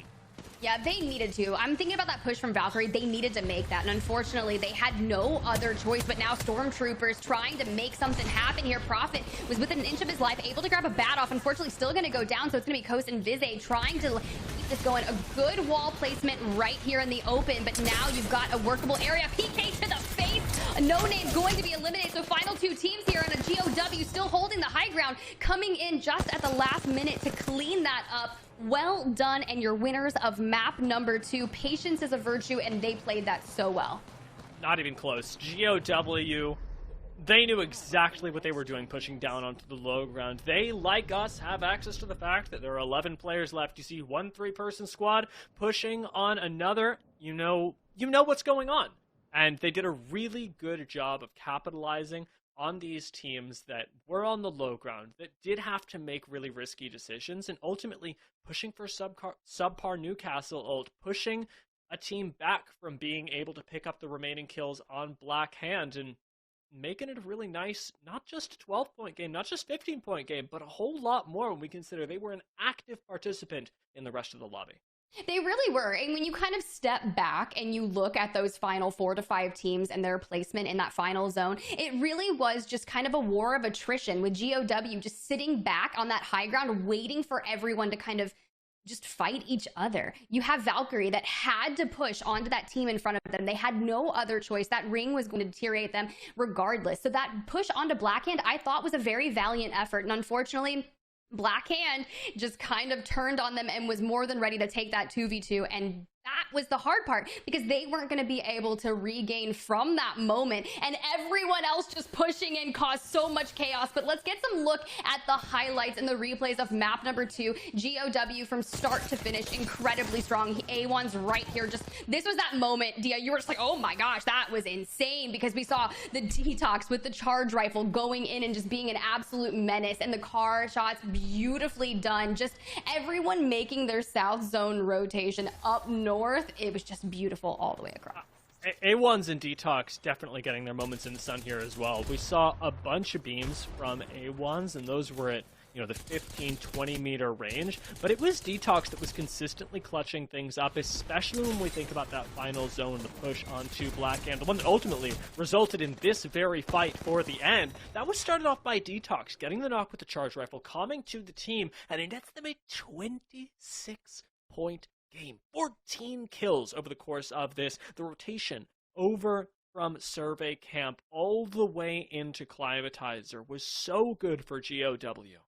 That is actually incredible, because I know it was interesting. Mello at the end of map number 1 was like, hey, it wasn't necessarily a north of 20-point game that we've typically been seeing. Well, GOW just said, okay, I hear you, Mello, and I'm going to raise you. We're going to go north of 25 with 14 eliminations. That's a massive boon to your points hold here. And mind you, the first place finisher tonight after the map series will get that auto spot into split 2 qualifiers. So this is something that these teams are vying for. But Stormtroopers, who were kind of nestled in that building, still able to find themselves 5 eliminations and keep themselves at the top of the leaderboard after map number 2, but only by 2 points. And you can look at the point disparity between the first 3 teams, very minimal, right? You got 2 points in between 1 and 2, and then you got 6 between 2 and 3, and then after that is where things kind of drop down into that second tier. But any of these teams have the ability to put up a north of 20-point game and completely shake up this leaderboard again, Dia.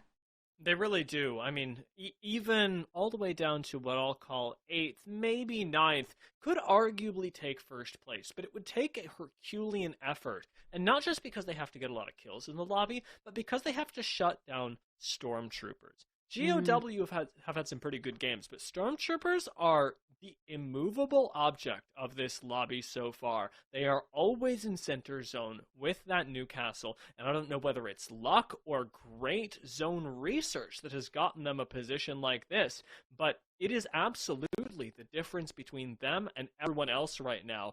On World's Edge, with 1 game left, you gotta hope that that'll transfer over to Stormpoint, because their margins separating them from the rest of the squads are not large enough to rest on their laurels just yet.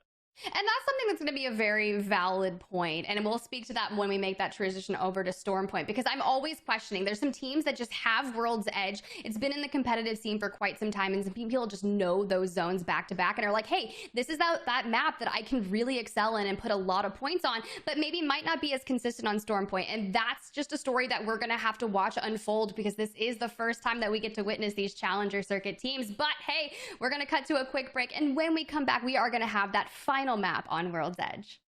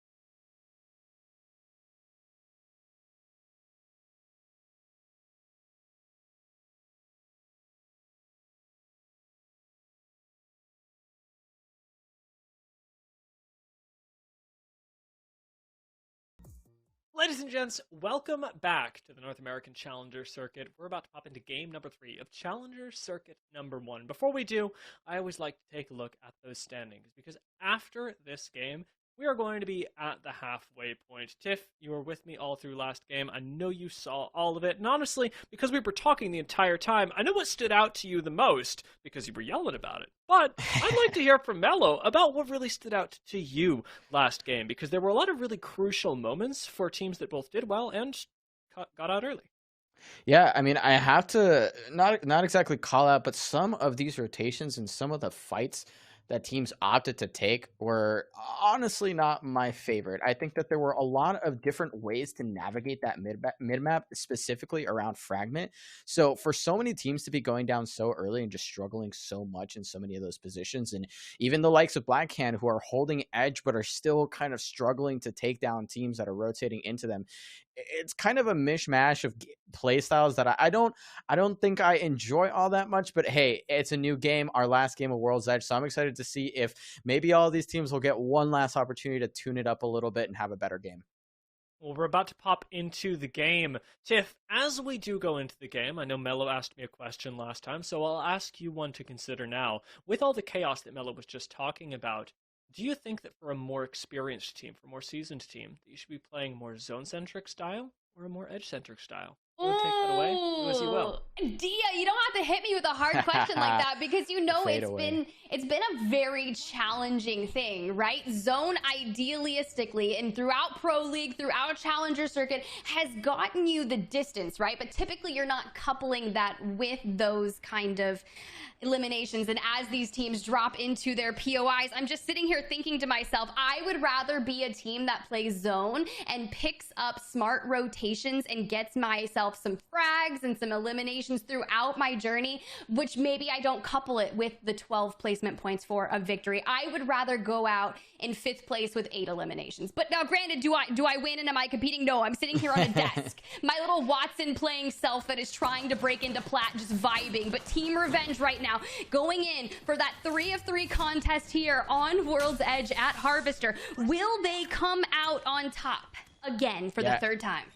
And it's going to be the 3rd version of this thing, and we are actually 1-1 all tied up. Revenge actually had a pretty decent mid-game there in the previous game, and just one fight they had to take not going their way. Man, we didn't see them in that end games, but for the time being, it looks like Prodigy Esports has completely pushed them out of their own POI. Surame sitting on a purple shield, not too shabby. The rest of their weapons not exactly incredibly well kitted, but they will make do with what they have. And in fact, looks like they want to make do with this team entirely. Team Revenge running for the hills, but Pope FPS is just laying down the damage from the skies with the flatline. I'm over here, I know why he's calling himself Pope, 100%. That's very Pope-like, Pope shots out of the flatline. But as I say that, I am cursing people left and right within a centimeter, a mere dash of life. But unfortunately, this is the moment where he's able to grab a couple shield cells on, and they're still going in. Eggy Boy able to grab it down with that 30-30, and Surame going in with the alternator, which is actually one of my favorite guns that you can pick up off drop if you're not going to find yourself an R301 or something of that nature. But Prodigy able to go in. That 30-30 hipfire, just absolutely disgusting, is going to be all they wrote for Team Revenge. But it looks like Lock It In is also trying to get in some of this. Yeah, and they actually ended up with a player knocked in that whole engagement. So for the time being, Prodigy Esports not completely down and out. And it looks like they're fighting back in a big way. Slayer SZN going down and just one member left. No longer with the purple shields either. And quickly running out of ammo. You see there 20 on the scout. Total 20 on the alternator, excuse me, total with 10 in the bag. And there's already more teams flying this direction, Tiff. Look, that is the challenge. When you land Harvester, you are basically opening yourself up to the entirety of this map, because everyone's going to have a pretty decent rotation into this. But Prodigy going on, trying to hit that res, you know, a lot of people trying to maybe gear back up, but Orioles right now has plenty of resources available to them to go ahead and clean this up, and Prodigy is going to be eliminated. So 18 squads remaining. Lock It In trying to get that reset before any potential 3rd, 5th, 6th, 7th. You know, when you fight the entire lobby sometimes, but hey, overall, not too bad. Be curious to see kind of where that ring is going to start pulling. We did have that kind of northeast pull for our 2nd game, but with this one probably going back north as well. Yeah, and it's actually going to be particularly brutal for so many of these squads that are fighting in the middle of the map over here near Harvester, because you can already see how difficult it can be for teams to hold out or to make their way into those chokes, going over towards Skyhook. So a lot of squads already making their way there early. Plenty of other squads were intending to play out there to start with. So it's about to get real crowded, I'm assuming right around landslide and countdown, and we'll see how many teams actually manage this in the end. Yeah, it's going to be great. TSS on your screen right now. Blur, Hambino, and Messiah have a really good angle going into this building just outside of the Geyser Vault. But Messiah, did he get that frag through the window or did it get bounced back? Oh, no, it did go inside. I was a little worried. I was like, bro, you didn't miss that, because I would have missed that. But Messiah is not able to really get too much damage, but going to take that grab lift to the roof. It seems that team is just vacating and trying to go for broke and get out of dodge, trying to nestle themselves inside this cave right here. But that's kind of the moment. It's like, hey, we are going on the aggressive nature. Hambino, a lot of tournaments as of recently, and done incredibly well. So excited to see them here in the Challenger circuit. I think this is a team to be forced and reckoned with. But Messiah just all out pursuit, not gonna let this one go. I feel like he's like Itachi when Itachi goes on that mission to kind of eliminate his entire family at this point. No spoilers there, but I mean, Naruto's been out for kind of a while. But that's the aggression that I am feeling from Messiah right now. Yeah, and they're just chasing this down. Gyozi actually does end up going down, and TSS is just cleaning shot on the edge of the map. But shockingly enough, I would say there's actually another team that's trying to get maybe involved, maybe looking for some angles, and that's actually going to be Blackhand. So we know Blackhand does like to play this style. They like to hold the edge. They like to clear their back and get those kills, but they're going to run into the likes of TSS. Blackhand with 3 purple shields to try and do it, though Kodigami going down so low so early.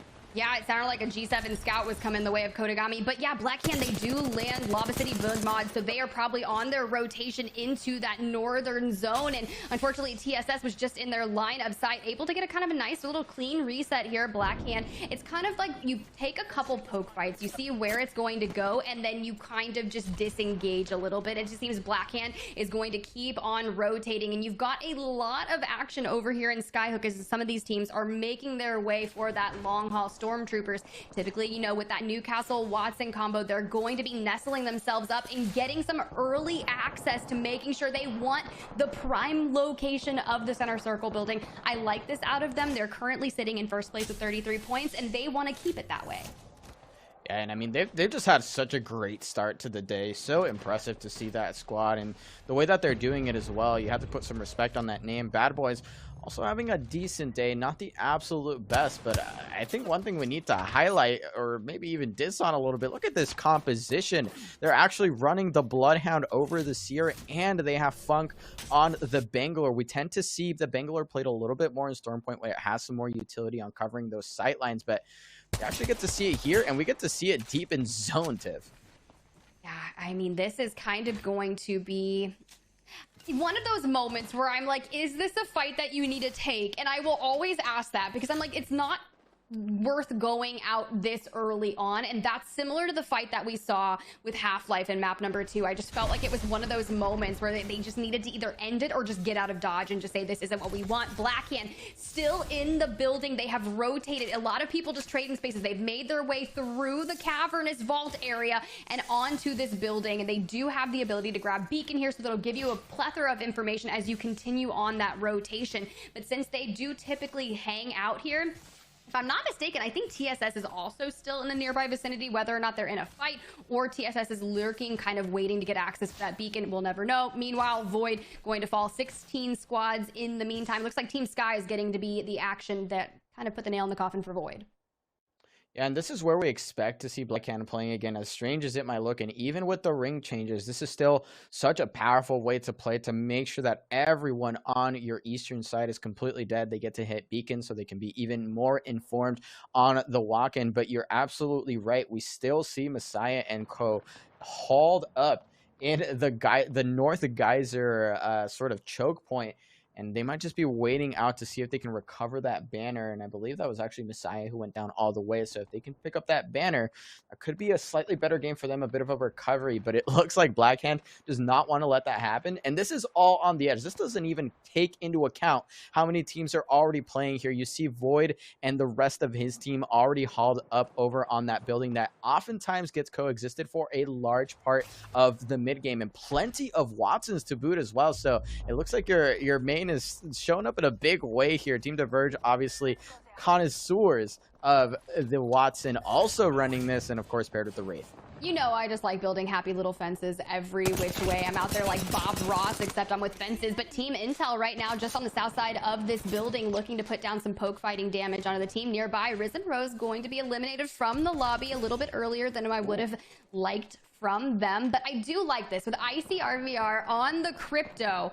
This is a moment where all of those Watsons that are building up their fortresses and utilizing those Jennies, they could really do some damage to them if they decide they want to make a push onto that. The question is, just wait it out. You've got a good location here in the ring. You're kind of uncontested as long as you can shield off the oncoming pressure from the team that's lurking nearby you. But Half-Life, let's cut on over to them. They're unfortunately not having any better luck here onto World's Edge. Noko, last man standing for this squad, the IGL.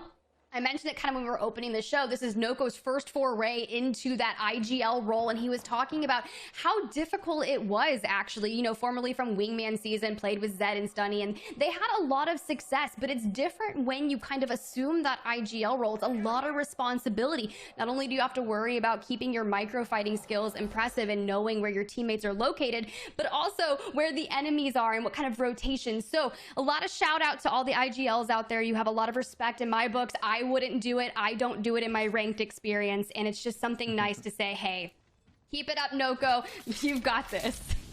Yeah, and I mean, Noko stepping up, it can't be so difficult. So for them to kind of form a squad, and I think you mentioned it as well, like within hours of those signups closing for this first Challenger circuit, they make their way all the way through the finals. But I have to say, and I think I mentioned this at the beginning, I had a feeling that to some degree, especially with the volatility of some of these lobbies, it's really hard to nail down your macro with a brand new squad, especially when your IGL is sort of, I guess, new to that position, right? Because they have to make so many of the game-changing decisions to really execute on a lot of the mid-game macros. So already we're seeing there that they didn't have the best run of it in this particular game, and Noko already taking fire from a lot of the other squads that are postured up early here. Looks like Noko is not long for this world, and half of 3 is eliminated in 14. Yeah, and it's going to be GOW's A1s dealing the final blows there. Intel still nestled up into this building, has the black market out, and they are just absolutely kitted because of that. So sitting really well throughout this mid game, the attrition of having enough utilities, ordnance, shields, they're going to be just fine. They are ready to kind of cause some chaos here in this end game over here in Skyhook as we keep pulling straight out into Skyhook. I'm looking kind of at the overview. It looks like Skies is still looming within the tunnel out to the right of Skyhook, have yet to full push in. The issue is a lot of those buildings have already been kind of occupied or have people that are cohabitating in those buildings. So that's going to be a really interesting battle for Skies as they make their way in. But the team on your screen choosing to hit that skyward dive and take to the roof relatively clean. Didn't take a lot of damage towards that end, which is going to be good. Now they can start healing back up and go in for those fights, because that's the issue. When you're flying into a heavily populated area late game, you run that risk of being the only skyward dive Valk ult in that area, and you are pretty much open season at that point. And it's also a big deal to recognize how these character selections are playing to the way that these teams play the game. We already saw that Intel is running that crypto, but they're also pairing it with the Loba, which doesn't necessarily provide all that much utility when you're trying to get to that spot early. However, if your rotation knowledge is clean enough, if your understanding of the way these rings work and the way that you have to navigate World's Edge specifically, once you're in that zone, I mean, you can kind of continue to soak up ammo, soak up grenades, and it's an interesting pairing. I'd love to see something else with the crypto, but of course the crypto being a little bit slower and really just built for that heavy Intel game style. It's a little strange, but they're doing all right for the time being. They don't have a Watson like many of the other teams, so they do definitely risk getting pushed by a more aggressive squad. That is completely true. That is the hard part. You do. Speaking of an aggressive squad, we just got a nearby look at Skies. Octane, Bangalore. I mean, that's kind of interesting, but lock it in a little bit of scuffle here over in the market, kind of open building on the left side of Skyhook. Zainu trying to get the res off onto them. Slayer trying to demo some of these Watson fences and go in with that information, but the player has escaped into a nearby building, so this is going to give Lock It In a nice fair reset. And they've got plenty of loot. And look, hi, it's Tyler from Team Inferno out here. Your winners of map number 1, relegated just to a solo. Now the question is, you do have some eliminations and some KP and at least an assist, but here's our first look at a crypto EMP, and all of that Watson work from Sleepy Panda and co is going to go down the drain. My issue with this is, now you have to couple that with the push immediately, because if not, as a Watson, I've got usually 2 to 4 ult accelerants on me. I will immediately pop it, get my Jenny down, and start building fences again to kind of relegate any push from any nearby team.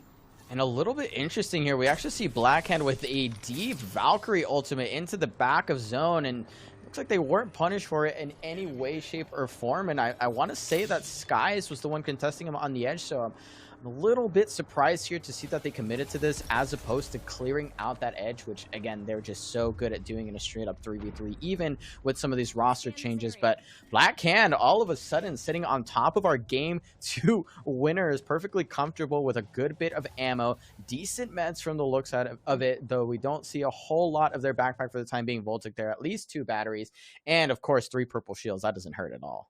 While we get a good overview of this map, I think the real reason that Blackhand went ahead and hit that Valk ult is because if you look to your south side, TSS actually made it out alive, Hambino and Messiah. So Hambino was able to get Messiah back into the lobby, and they came through that south chokehold into Skyhook. And you were right, Skies was holding the right side. And with a lot of the building already be taken, the fact is they got roof space uncontested, no one put damage onto them, and they're able to play a nasty head peek. But to be fair, they could have took that fight onto TSS, because you look at Messiah, he's in a white shield, probably doesn't have a lot of weapons available to him, and is just looking for scraps at this point. And as I say scraps, the car SMGs, you know, looking to be a little worse for wear. You do only have 2 shield cells, but maybe you can take an easy fight or a good third party and get yourself some loot, because there are 12 squads remaining as we come into the next zone. I'm looking at teams Bad Boys still alive, Blackhand, Team Diverge, Stormtroopers. Your current top of the leaderboard are having yet again another good game thus far, but taking to the roof. I like this. They're gonna have to get some good vantage points here. And it looks like whatever team took up residence here a little bit earlier has moved away quite quickly to perhaps a slightly more favorable position, and we can actually see from a sneak peek of the next zone that it's actually going to yank out towards so many of those teams that are sitting to the east. So all of the squads that are on God height right now and in that sort of center building in Skyhook are all going to have to commit to a play. They're all going to have to move, and this is the issue right now that Blackhand has that LOS on so many of these teams. It's just going to be carnage as so many squads. You see their Void on AMV with that 2-4 on the G7 Scout is already punishing peaks. Imagine how bad it's going to look when everyone's just running out in the open trying to find some space. And I'm not going to lie, Tiff, there's not a lot of space to work with as is. No, there's really not, but I like the positioning from AMV and utilizing that G7 Scout on Void and Miles for them to kind of farm shields and utilize the Watson Jennies to regen those. You're saving all of your heals, keeping things nice and ready for those end game fights, and you have that immense line of sight on the 3 teams that are kind of habitating in that circle building. You've got Stormtroopers holding down the center level. You have a team that's playing underneath them, and I believe Bad Boys was on the roof of that building. Sure, the Watson fences kind of provide a lot of visual clutter. It's kind of tough to shoot into them, but able to get in there and make that happen. Unfortunately, TSS is going to be eliminated. It looks like Skies are going to be the one at their doom, and now able... Ooh, actually, they lost a player in the meantime, so now a duo. So this is going to be a little interesting, but nothing to be alarmed with. We did have a lot of duos and solos making their way into that end game, so going to be spicy. I'm curious to see what Sleepy Panda and co are going to be doing. They're trying to push into intel right now, and you see right there, Team Diverge throwing down a lot of damage as they make their way in. Yeah, they start this off. I think they're just recognizing at this point that they can't coexist for any more rings. 50 seconds left before the 5th ring starts to close, and there's a team above them as well. And although that could potentially set up a third party, they actually have height, which means that the LOS is not all that simple. And in fact, you see where Team Diverge is holding now. They're actually looking to continue to coexist. It looks like the push out was just to do enough damage, to open up some space. And now they managed to continue to play in this corner, but I don't think this is in. And now this next decision, again, being an IGL, has to be one of the most stressful situations, because this next call could certainly make or break Team Diverge's game, and so many other squads are ready to claim that KP as they run across. I think it's one of those calls that you just have to make. Are you playing to win the game, or are you playing to pick up as many eliminations as possible and then go out? As you see a Valcolt right now going in for that center building, which is going to be absolute chaos. We know there are 3 squads nearby, and Stormtroopers right now just trying to keep it going. Looks like Prophet took a lot of damage in the meantime, but that's what you get when you're poke fighting. But you run the risk of moving into a location early on, your resources. You see the ammo, they don't have as much as they would have had they been able to take some mid-game fights and loot up those players. But plenty of ult excels like a true Watson, so I do love that move there.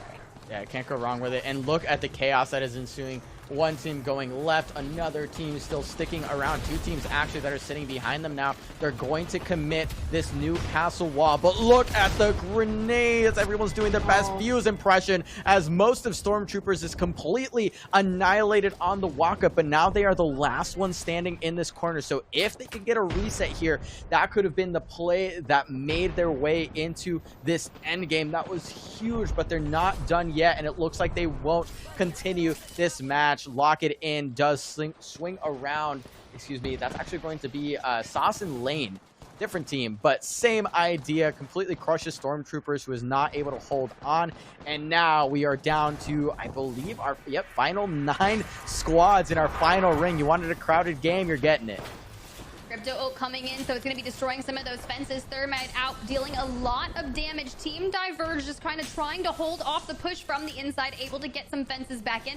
That's that moment that I tell you, if you're going to use that Crypto EMP, you've got to make sure that you time that perfectly and you have the push to go alongside with it. Sleepy Panda, this would be a great moment for you to make that portal into a further area. You can see right there, just out to the left, so they might not have it available to them, but Arcstar's in hand, ready to make that in. But Intel holding them into this small space and has plenty of ordnance to make this a very dicey situation. Lock it in, meanwhile, going to fall, and the nade spam is ensuing. I don't believe they have the Jenny up or any of that nature, so it's just going to be a menacing situation, but you're getting absolutely punished from Blackhand, and this is going to save Team Diverge. You could not ask for a better blessing. Thank you so much out there, Blackhand. You are just like, now how do we get out of this? Because Blackhand is going to have us in their LOS.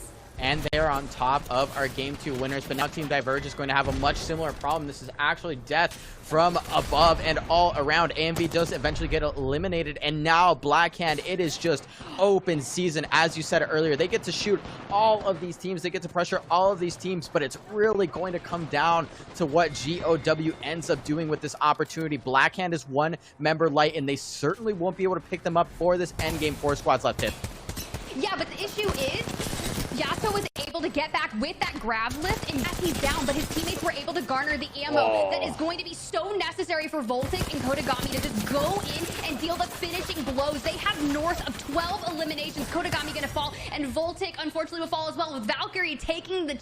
This is actually beautiful for Valkyrie right now, taking the win in map number 3, because if you remember in that endgame, Mello, it was Blackhand that took out Valkyrie in that endgame when Valkyrie was pushing into them. So it's almost like a little bit of vengeance for Valkyrie as they come out on top in map number 3. But Blackhand probably had north of 13 eliminations, which is going to garner them so many points. And I'm sitting here and I'm like so passionate about this, my pen in hand. I'm ready. Yeah, and I'm ready to see that scoreline because it was really the momentum that they were able to execute on right in the end game. Even though they lose a member, they were positioned properly to continue pressuring. And honestly, that mid game Valkyrie ultimate that I was a little bit critical of because I'm not used to seeing that from Black Hand. I'm not used to seeing them go really deep in those back zone pinches to play a spot. They actually had a perfectly good spot where they were able to pressure teams throughout the entire mid and a late game. But ultimately, that's actually a huge game for Valkyrie, and I'm excited to see them sort of bounce back a little bit, make their rotations happen, and find their way into an end game that they ended up winning in the end. Yeah, I mean, it's all about consistency at that point, right? If you can find yourself within the last 5 teams every game, you're going to be garnering some placement points and some eliminations throughout. So we always talk about these things. When you look at the series, it's consistency is key. If you can, maybe even if you have a bad game, you can couple that with a map victory just like this one, and you can find yourself at the top of the leader before you even know it. But I mean, we have to talk about it. Black Hand was already in that 3rd spot near the top of the leaderboard. They had 2nd place in that map and a bunch of eliminations to go through it. Now, I know we're going to have some highlights before we get to look at the actual score lines, but the question is, we had Stormtroopers at the top of the leaderboard by only 2 points, and we saw how early they rotated into Skyhook, trying to kind of garner that positioning available to them. They are on that Newcastle, and that fits their composition. The issue is, when you rotate that early in, you run the risk of not having the ordnance, the ammo, the heals that can long stand that moment. But let's go ahead and take a look at those replay moments from BAF number 3. Yeah, and I mean, it is really difficult to navigate that early game situation when you have so many teams that are willing to play deep in your zone and, in fact, willing to play deep in the same building as you are. But Black Hand, they kind of did, again, the standard a bit of the opposite. They like to hold out near the edge early, pick up a squad wipe. They didn't quite get it there onto Hambino and co, but at the end of the day, that one rotation put them in a beautiful spot. And I'm not going to lie, I am still a little bit surprised that they were not punished for that at all in any way. But taking a look at the score line, they made massive use of that advantage. 15 kills for a 24-point game in 2nd place. I mean, you were so critical about it, and we just had to ride it out, let it happen. Voltic out there, the former coach, I believe, maybe still probably the IGL, knows exactly what they are doing in that moment, and just adding in Kodagami and keeping Yasto, like that team already has some synergy. Now you just got to find the momentum with Kodagami on the team, and clearly that is showing that this is working. Just holding the angles as those teams tried to rotate in. You had Skies, you had everyone that was in those buildings just basically sitting ducks to Black Hand. Well played. GOW in the running as well. You know, they had some monumental moments, a 26-point game in map number 2, 14 points here in map number 3. That's the consistency that I'm talking about. But let's go ahead and jump down to the lower half of the top 10. Lock It In was able to garner themselves 9 eliminations. You know, they had some good third parties, especially in the Harvester areas, kind of punishing the teams that were taking those early contests, getting 11 points out of it. And Dia had asked me, how do I feel about being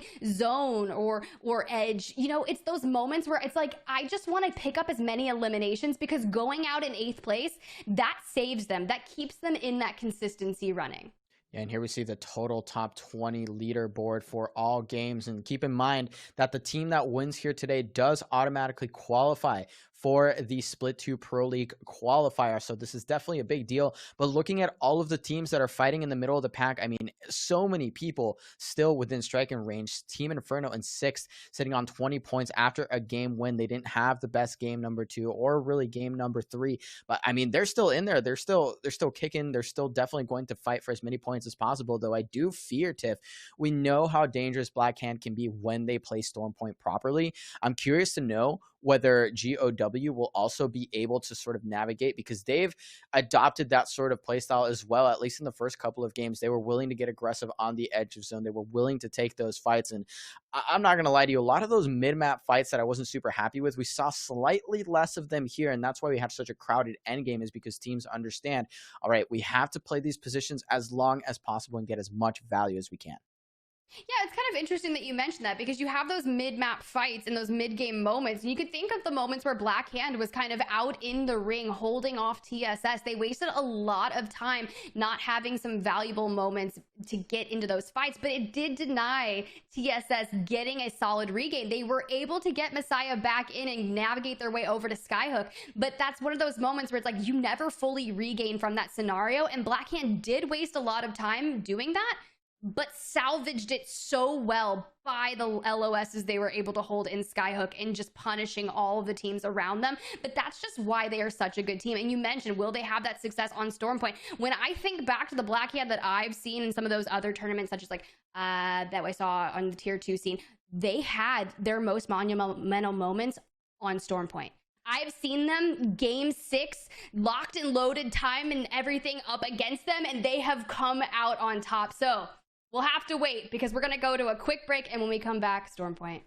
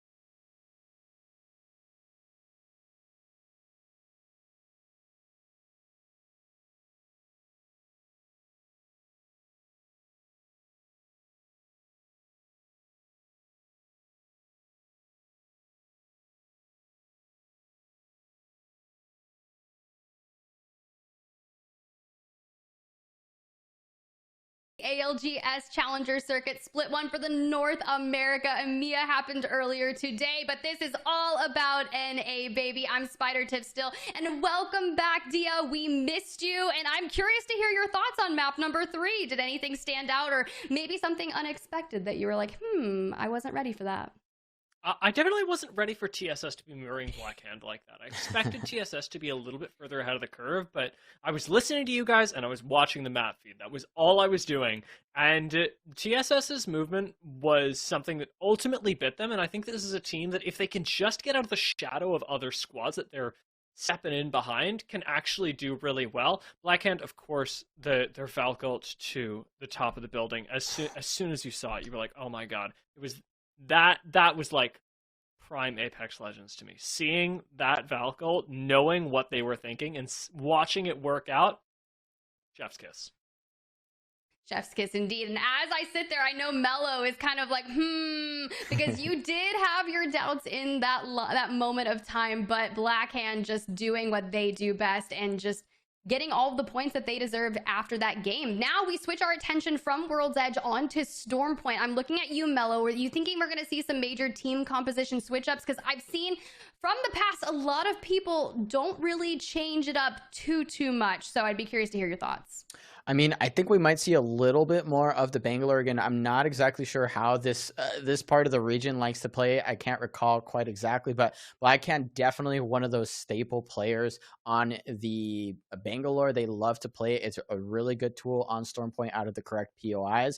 And maybe we'll get to see a little bit more increase in the Valkyries. Obviously, a lot of teams are already running it, but I think it becomes even more paramount on Stormpoint, especially when you're playing out of those southern POIs. So maybe some adjustments. Again, I think I still want to see a little bit more tuning of that macro. We're seeing teams like TSS that are kind of struggling in that department. Again, a little surprised to see how they were moving through the map. And in the previous game where they were sort of challenging in Frag East for not the most ideal reason, I would say. So again, I'm really curious to know how people are just going to navigate the map. But of course, the champion select screen is always a little bit wilder than we expected sometimes.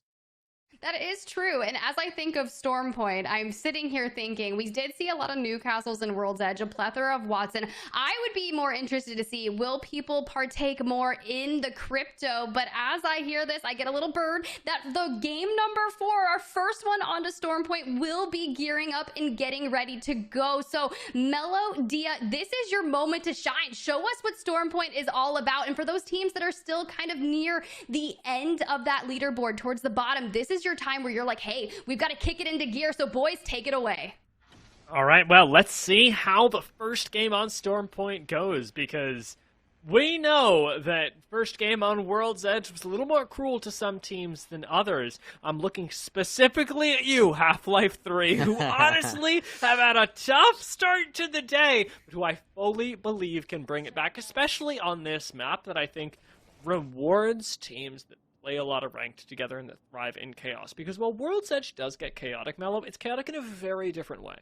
Yeah, absolutely. And I love that you bring that up, because here we get to see a lot more, I think, brazen confidence from some of the teams, sometimes for better or for worse. But we've seen since the inception of this map being added to competitive, it is so important that you utilize your spots, that you're actually playing the game. Even if you're playing zone, you have to be so proactive if you have advantage, whether it be LOS or whether it be resources or just general positioning to bully out teams. So it is definitely a little bit tougher for some of the squads that are going to be contesting, because of course we might be seeing a whole other round of contests, but for the time being, it doesn't look too violent. Oh, I lied. Definitely Noko and crew are contesting Intel at Cascade.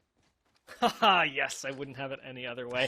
Cascade of all play. I guess at least it's not Mill, but still, that goes a little hard, don't you think? And speaking of going hard, we're going to be getting a little bit of that down here with TSS on maybe 5 collective HP. Team Diverge have been whittled down to just half that, but I mean, between 5 health on one and 5 health another, it's going to be anybody's 50-50. Nice shield back gets found by Messiah here. Doesn't get clipped with what I believe is a wingman shot whizzing by his skull. And Bird able to heal up right behind the knockdown shield. Is going to be the 1v1 of both their lifetimes. Messiah's already going for it. Grab lift comes out in the 30-30. The dirty 30 with one headshot could do it all in. G7 as well is going to go absolutely wild. But Messiah's taking his time. With this very low amount of health, you cannot afford to risk anything. Wall bounce, a little bit of style, a little bit of getting in his head. He's already in. He knows what he's doing next. 45 to the face and a 30 to finish it off. And Messiah at close range is deadly.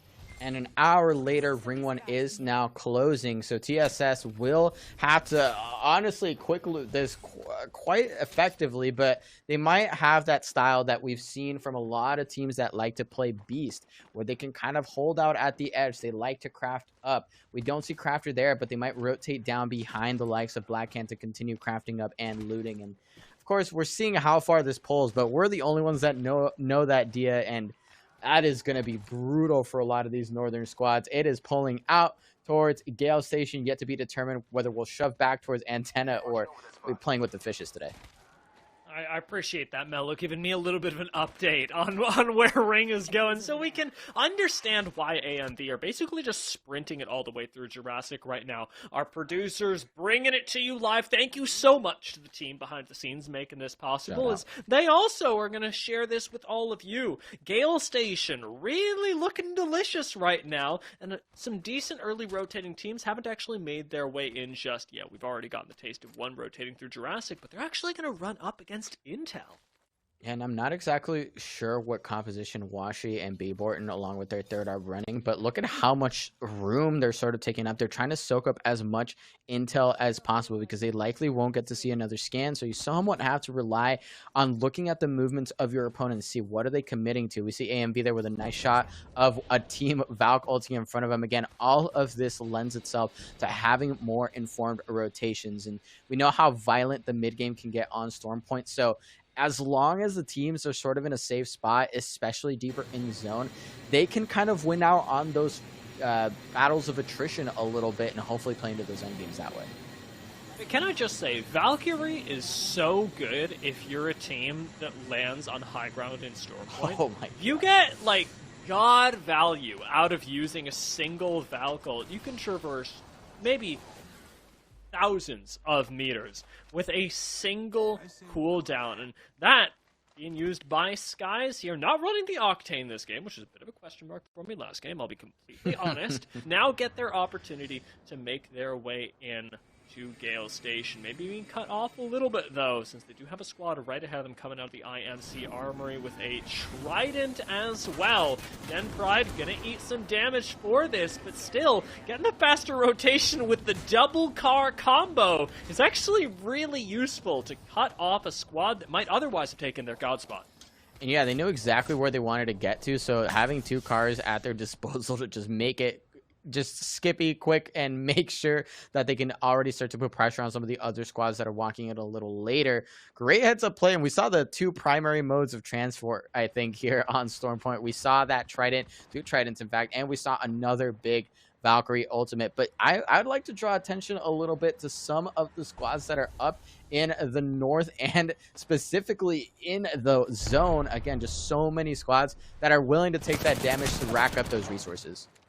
GOW with a nice close range fight. This has been a really impressive squad today, having won game 2 and performed consistently throughout the other 2 games. But now, in their 4th of the day, they're already making great work, and with A1s landing 2, not headshots, just body shots, to crack the armor off of this last member. Valkyrie are no more. GOW taking a surprising angle on that fight, and now being surprisingly walked up on as well. They've lost one, and Team Revenge from above may just be the thing that GOW need to survive this.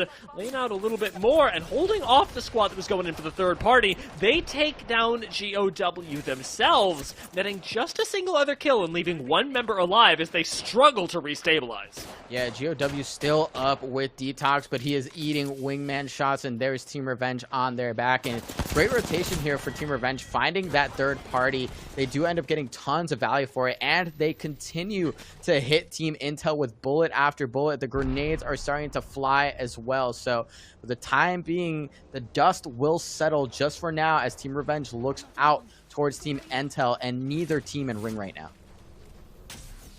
I appreciate that neither of them want to take the fight either. Since they already got the kills that they came for, they've wiped out collectively yet another squad. We're down to 17 before round 1 even finishes closing, which is a surprising pace to be set, especially on Stormpoint when you've got a lot to cover. Before I finish my sentence even, we take out Bad Boys, whittling us down to 16 before zone close, which is even more out of the realm of what I'd expected today, with Lock It In winning their fight around the IMC Armory over towards the mill. They've got a relatively short distance to come into at least the initial zone, and from here can continue playing a very edge style to slowly but surely pick up what I could only assume to be more kills. Yeah, and it really is just adapting their playstyle to the map and mixing it up a little bit. Obviously, we saw there the Bangalore. I mentioned it a little bit. Not as common as I expected necessarily, but one of those edge teams certainly making it look pretty decent here. But looking at the way this thing pulls, I mean, those choke points are going to be brutal, Dia. And at this point, specifically with the way this sort of ring is shaped, I don't think you're going to be getting away with wild Valkyrie ultimates in the mid and late game. I think that there is more opportunity for so many of these squads that are already in zone, the likes of AMV. We also saw Skies on the other side. They are more than happy to punish all of these teams who try and hit the go button on the Valkyrie as a get out tool to find their way into the late game rings. AMV being sat up here, maybe one of those squads themselves, if this pulls away from Gale Station. The get out tool was really what I think brought Valkyrie into the meta to begin with, and since then, how to play with the ultimate against the ultimate has been refined so much. For a lot of teams that are still perfecting their gameplay in the challenger circuit, though, sometimes Valkyrie ults can bite. They can be the thing that ultimately take you down, as a misuse of them really puts you in an unwinnable position. Blackhand trying to do just the same to a squad below them. Valkyrie ult or no.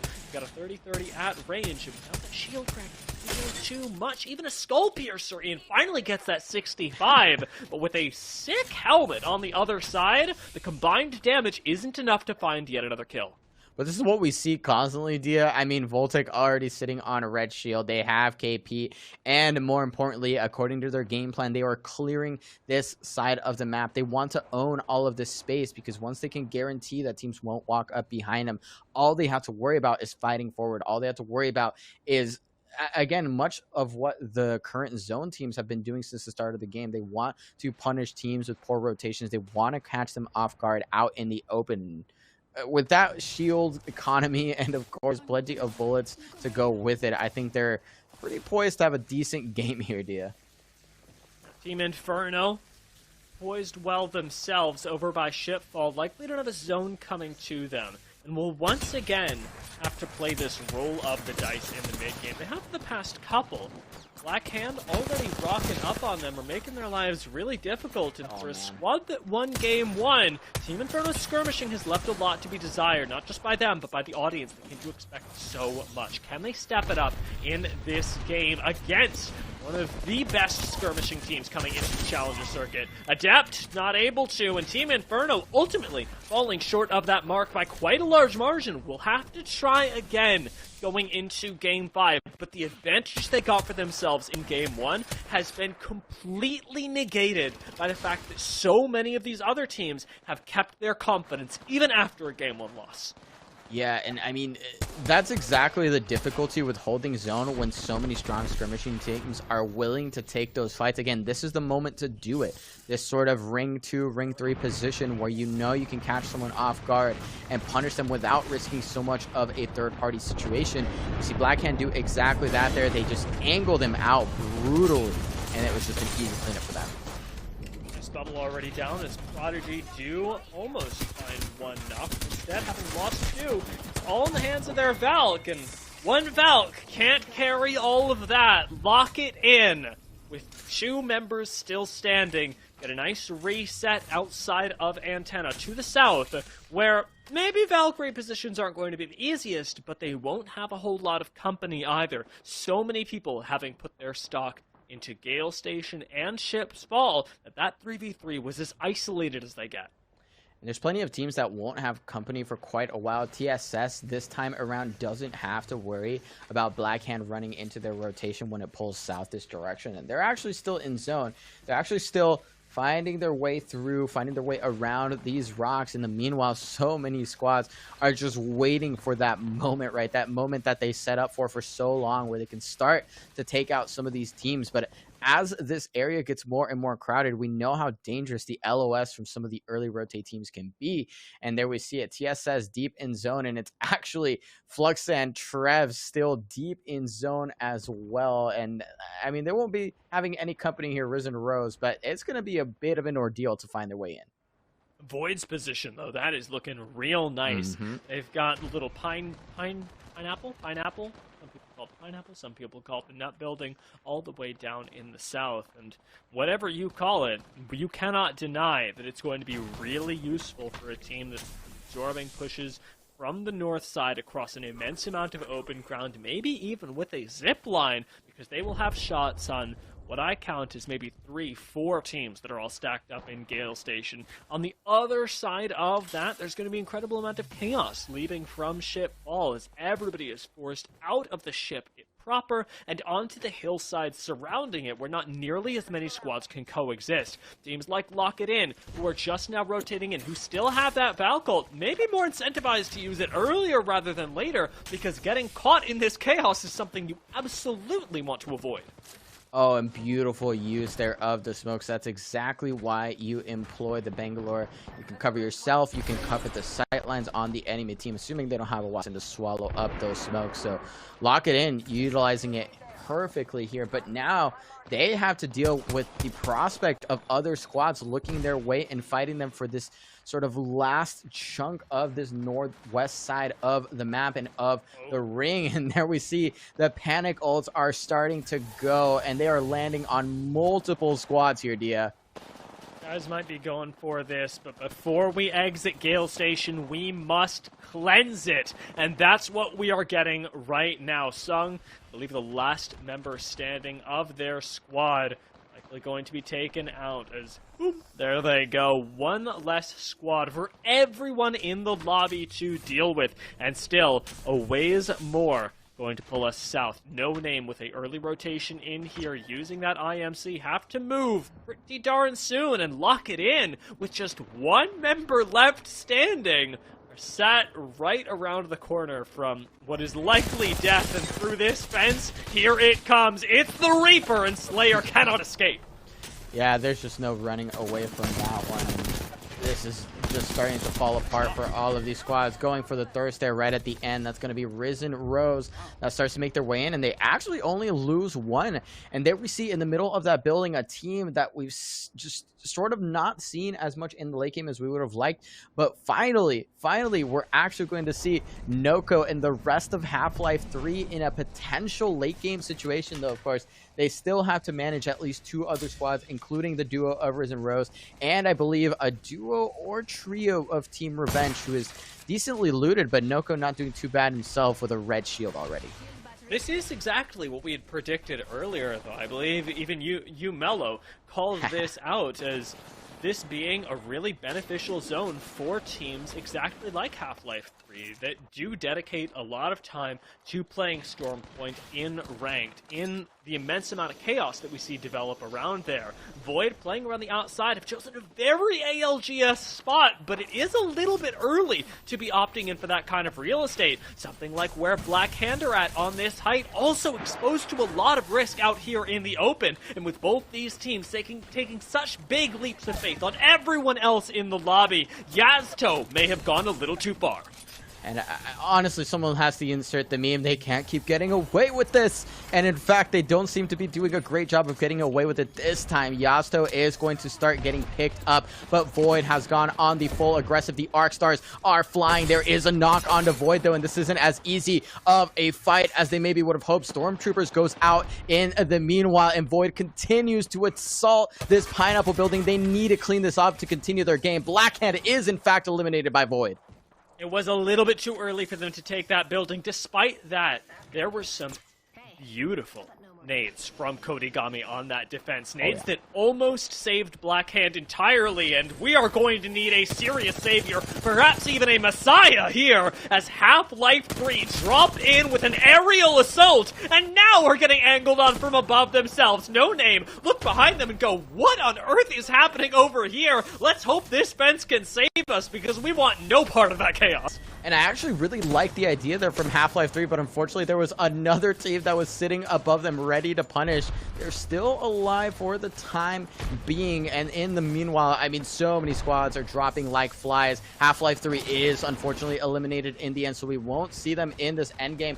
But look at everyone just crawling, clawing for space right now. Dia not finding a whole lot of it. Comes Messiah, though, having already picked up a kill. Gets knocked themselves, going for the thirst. And it's up to the last member of TSS, Hambino, in a 1v2 up against No Name to deal the necessary damage. He's already flashed. He's already out. And No Name collect their compadre's banner and get to sit right back behind the rock that they had earlier. The fences were enough, Mello. They are still in this. They're in the top, I think, 6 squads now. Yeah, and now we see 2 members of the Esports Arena family here, as well as Chickus and the other team that has kind of just forced their way through the chaos. I mean, realistically, we saw how much fighting was happening there, but they just get to waltz in. They are late enough. They wait long enough. They pressure from the back just in time, and they're in there, man. It's the top 3 squads, Yep. even. There were so many teams cold in that northern rotation that I don't think anybody really knows what to make of it anymore. There's, I dare say, too much space for these 3 teams. And yes, we've got 30 seconds left on this zone close, but almost everybody's already in it. The only squad that we've still got to look for, the only squad that can still be sent to the grave with this rotation is AMV in the north. It's LATAM against Series E right now. They are holding on for dear life, but look at the way this is pulling, and I think it's quite clear for many of these teams how it's going to have to work, right? But we see the Kraber in the hands of Team Intel. We see the red shields left and right on all of the squads remaining, so I can't imagine what this is going to look like when it breaks out. As long as we don't see a crazy Valkyrie, I'll be a little bit more happy. But you're right. There's so much space. There's so much space, but so much of it unsaved. No one wants to walk up. No one wants to commit. And it looks like the car play is going to be the one. That was not it. That was absolutely not the move. I respect it, but No Name go out in third. And it was going to be tough to evade that fate anyway. Team Intel now sit with a really nice spot in ring, arguably the most cover so far, and with these nades to cover their path, gotten by the Loba. They have already taken down 2 without even firing their guns. Just that little bit of car spray takes out almost everyone. Team Intel sort of walk into a win. Yeah, I mean, they dismantled so much of the teams that were walking up. I mean, we saw them up on that hill over towards the road so early. They held up so much of that space, and they managed to, again, execute so many of the squads that were not clean enough on their rotations. But that bloodbath on the east side, I don't necessarily know if we were ready for that one, because so many squads. I mean, it was just one on top of the other, on top of the other. Noko's team, TSS, and all of a sudden we have No Name just waltzing in. I don't think any of us were ready for that. I don't think any of you at home were ready for that either. It was an incredible amount of chaos, and even Black Hand, who had a really nice idea on the rotation, still had trouble sticking it, because zones like that are really unforgiving. There's not a lot of space to play, and good on the squads that did get there early to be able to punish it. I mean, Team Intel had a really nice job of being able to sit back and watch the game occur, especially after they farmed up squads coming from Shipfall, but that was very simple in execution for them, especially towards that end game. The Loba that we had talked about having mixed results earlier, if you're not able to get to zone, got to zone, and then went kind of burr. Yeah, and I mean, they probably took advantage of the fact that the care package was likely in range. They might have sniped that one up. They had plenty of shield cells to work with, ammo. And I can only imagine that after they took care of Blackhand, who landed on their roof, they just kind of held the right click button over towards the eastern side and managed to pick up KP, managed to do so much damage. This is, of course, Team Intel that I'm referring to here. Wait, no, sorry. Not Team Intel. Yes, Team Intel. I am. No, Team Intel was Shipfall, but yeah, I know what you're saying. There we go. Talking about the team that was in the nut building. Yep, exactly. And I mean, they just had so much pressure for free. Kind of the same. They were there the whole time. They were just chilling. They were just enjoying their day. Maybe talking about their feelings and getting ready for everyone to just waltz in on the wrong side of the road.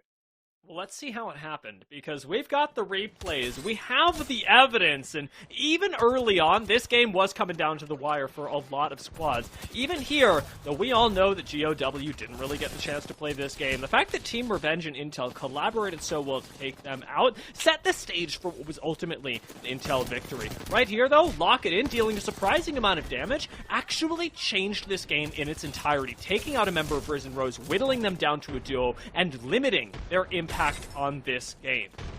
Yeah, I mean, it really was just so... Again, we keep saying it, but it seemed so easy once all of the mid-game situations were done and dusted, with great patience there from Team Revenge. And again, this time around, Blackhand did have a decent game, but they picked that spot a touch too early there. The timing was their downfall, and they ultimately fall much earlier than I think we were expecting, which is going to open up the top of the leaderboard a little bit as Team Intel, 9 kills on their way to this dub, and 9 kills for Void as well. Yeah, Void, the squad that was holding down that bubble building, did a really good job of it, being able to ultimately take out Blackhand, who landed in that 10th place spot, despite what, again, was an admirable effort. Intel topping those leaderboards, though, only 21 points. So, in terms of the actual larger leaderboard, over the course of these 4 games, Intel have done well, but they have by no means put themselves in an insurmountable position. I still feel like this is one of the more uncharacteristically even days that we're getting, and the Blackhand sit in first with 56 points, GOW right behind them. Anybody, even up until 5th place, could still waltz their way into the top 3, maybe even beyond. Yeah, I mean, every ounce counts, and keep in mind, as you explained at the beginning of the stream, Dia, we want to see these teams perform consistently throughout the Challenger circuit. Even if you don't take the dub here, you are fighting for one of those Pro League Split 2 qualifier positions, and so all of these teams still have plenty of time to scrap. We've got 2 games. We've got them on Storm Point, where we know that the big kill-heavy games often just sort of apparate depending on how those rings pull and how these teams navigate them. So Blackhand still steady on top for the time being, but GOW is pretty hot on their tail, and Stormtroopers within striking distance as well. 2 more games on Storm Point to really finalize this one. We are going to take a short break, and then we'll be right back with game number 5 of the first Challenger circuit.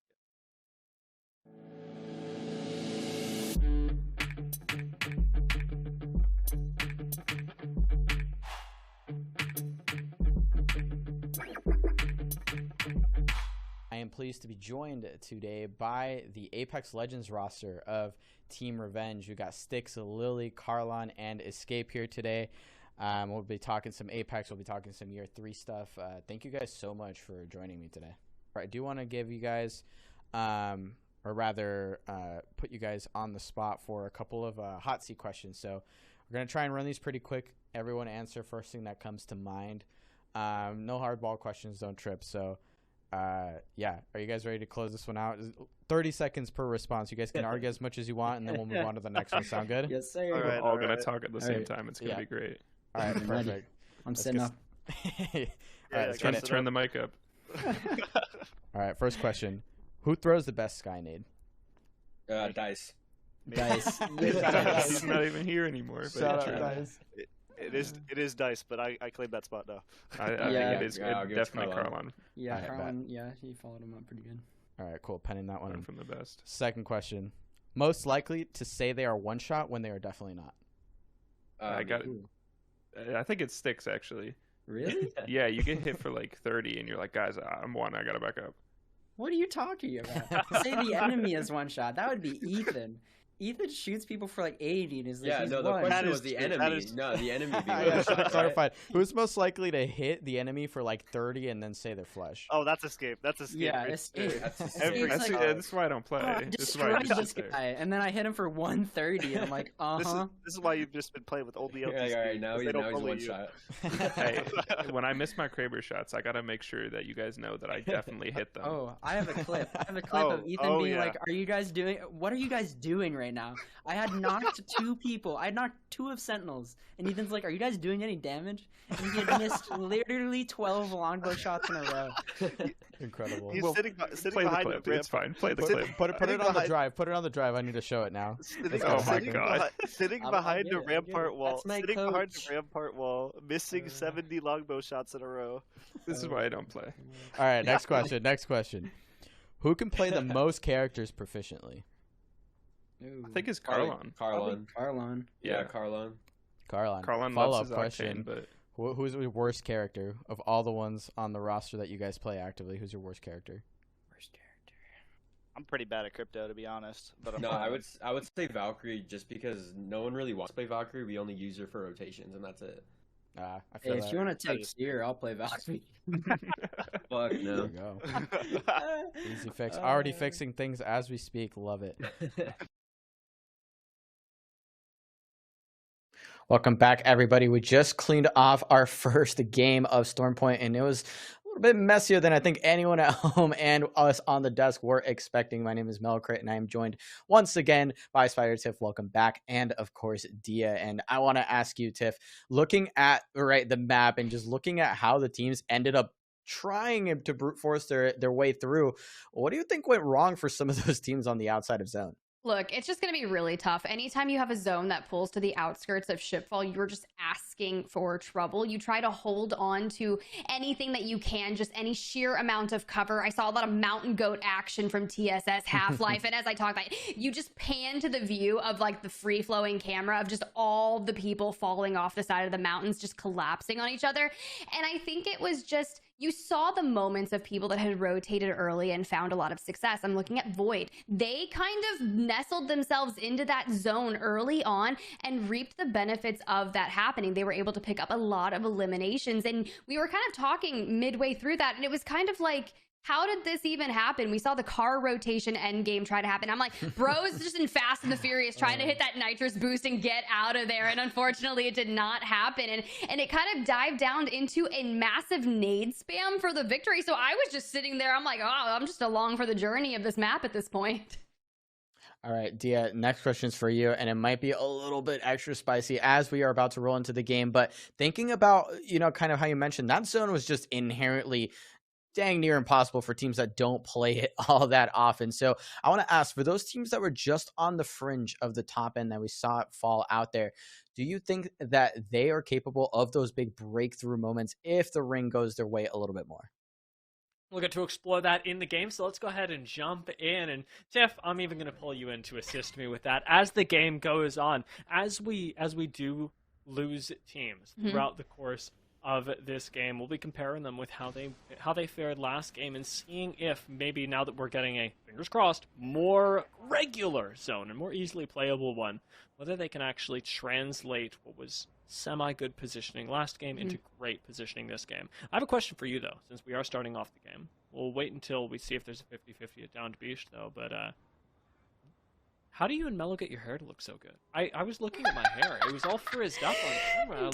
I'm embarrassed. Dia, it's okay. I got you. Let me just, I don't know how we're going to style it, but maybe like slick it back. And as I say that, Team Diverge getting a little feisty over here at the down B. So it is happening. Sleepy Panda finding a knock onto Hambino. So now we're just looking for the other two members, and it's getting all down in the belly of the beast. And Sleepy Panda making that move on over to Horizon for Storm Point. So I like that. I think with the top-down verticality is going to fit such a better play style. And there you go, a full on to Hambino. They're going to reap the rewards, and they're doing this with white shields, or as Nicewig would say, napkin, napkin, napkin.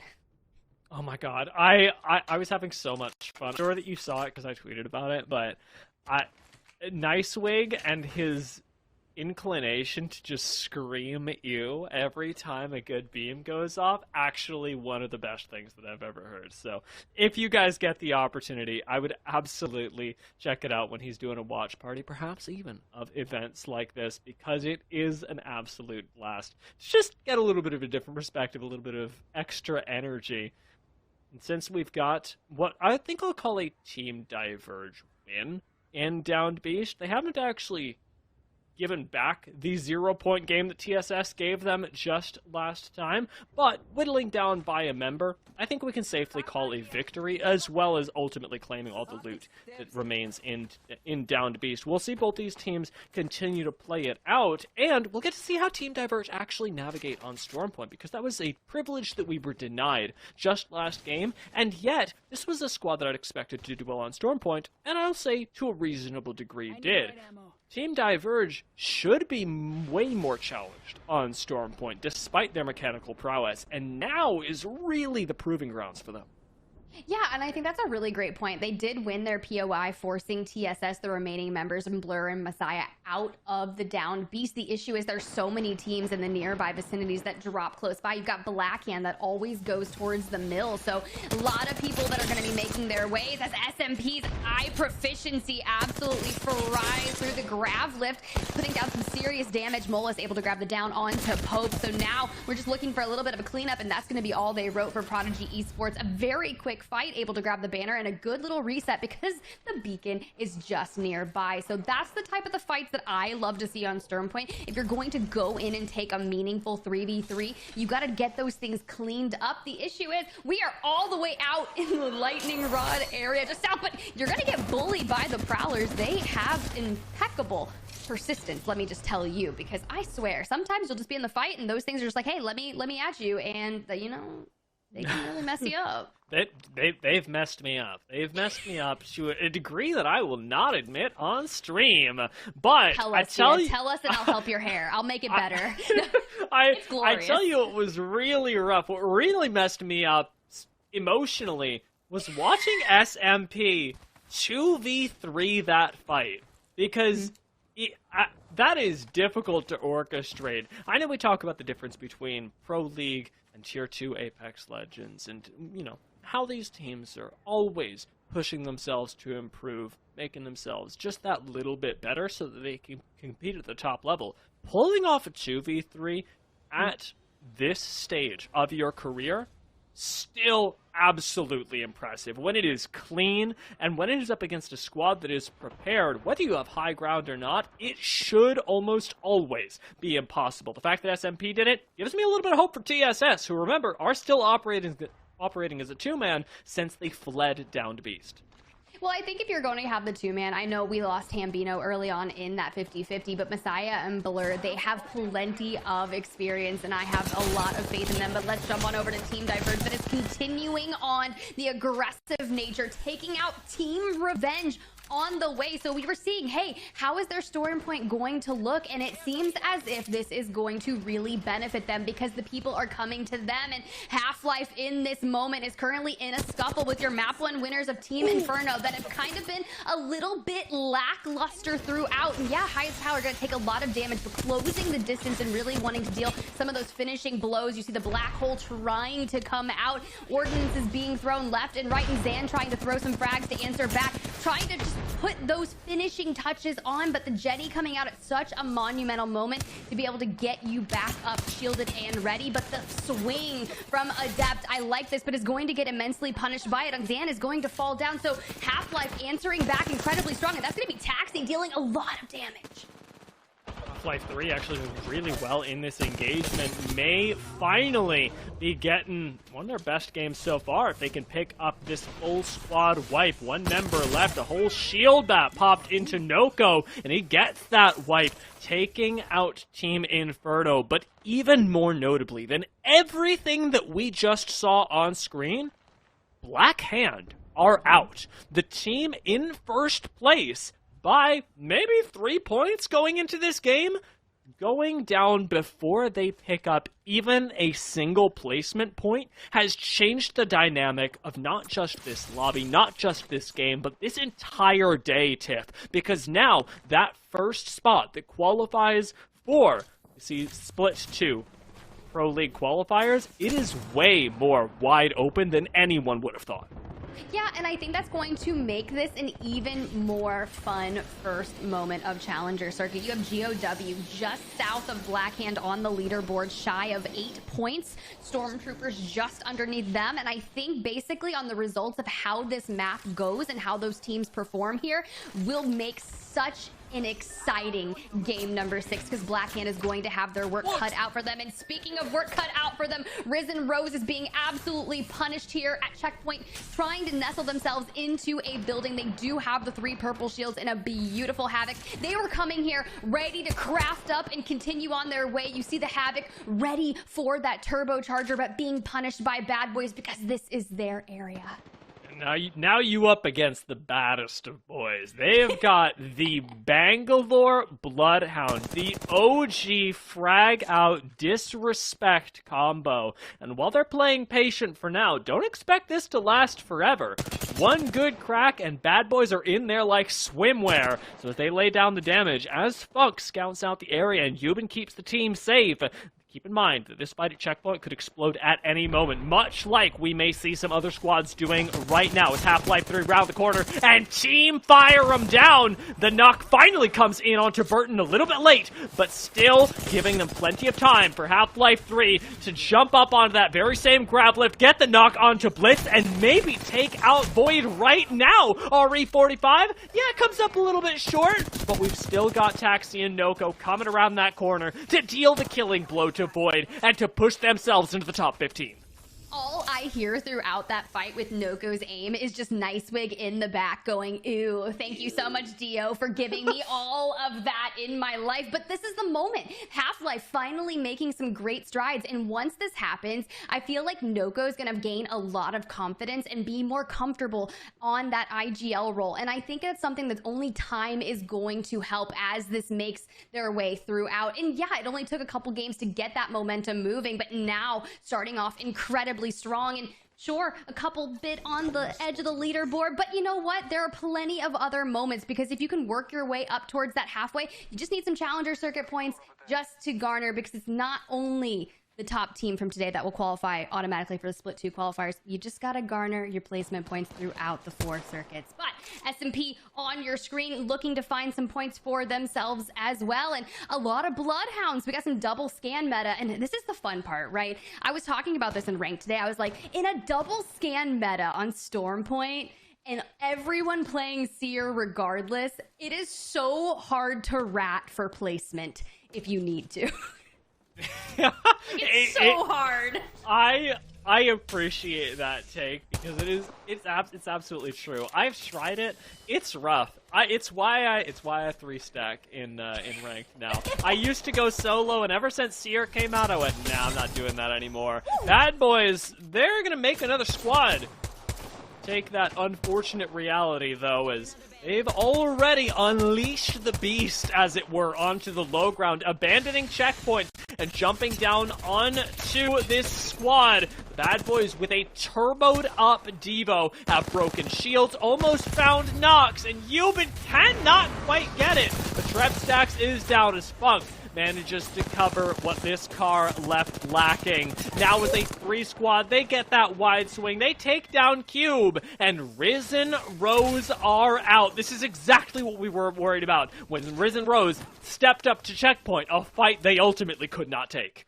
They tried to disengage so much, but look who's joining the fight. They are looking to get that res off and kind of reset, but SMP is deciding, hey, they want in on this, and the Bangalore smoke is like a target that they're like, we are ready to make the move on. They are fully kitted up, throwing in that Bangalore ultimate to try and fend off and make sure they can garner, but Sung in that ultimate available to them, just looking, but so far, nothing to come from this moment. They are disengaging and trying to drop down into the lower buildings and get some shelter.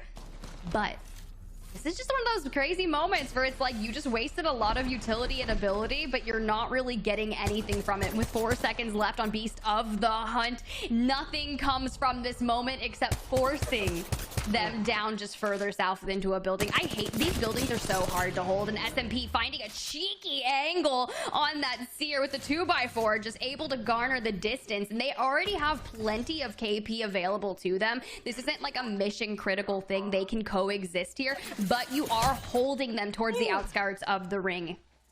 coexist if Mullis don't step up like that. SMP being put in their place, even on the high ground. You waste that blood, you are already sad boy hours, but now looking down onto the low ground and still getting fried up top.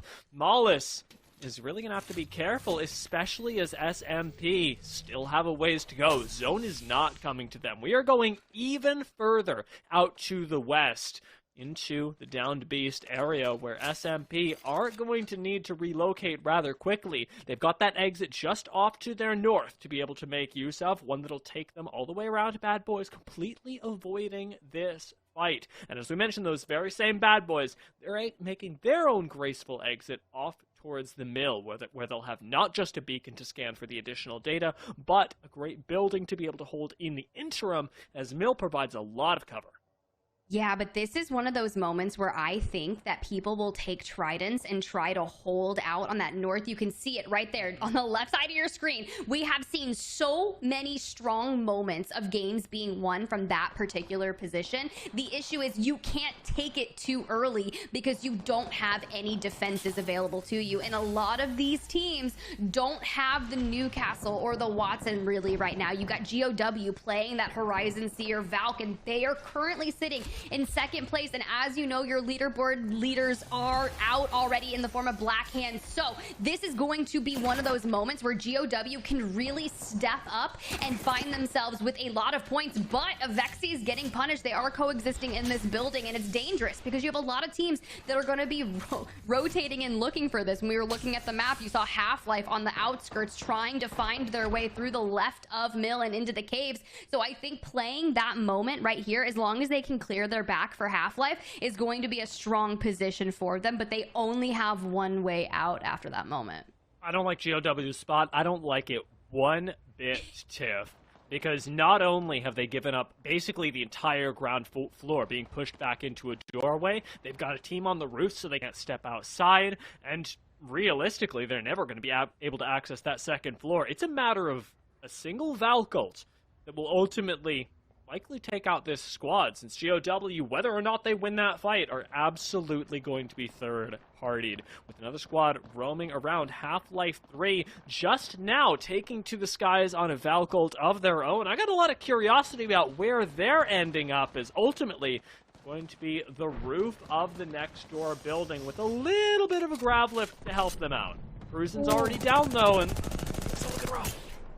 Yeah, they got immensely punished for that Valk ult that didn't necessarily need to happen just yet, but SMP trying to take this fight right now. Is Half-Life going to be eliminated? Sung already down, and Proficiency trying to connect with the car, but they've got to keep this momentum going so they can get this fight over with and not get third party. You can see going for the res right now, and I respect that because I feel like Proficiency is doing everything that they can to make sure that this moment is happening, but a bang ult coming in. I feel like SMP is just consistently finding the team that is punishing them with Bangalore ults, and now Arc Stars are being thrown their way. We've seen what nade spams can do, and now they're just trying to keep it alive in this 2v3 fight. As you've been in Rambo. They have, but can they do it again? Fun going to get tagged up. It's going to be Bad Boys, and they are here and ready to fight.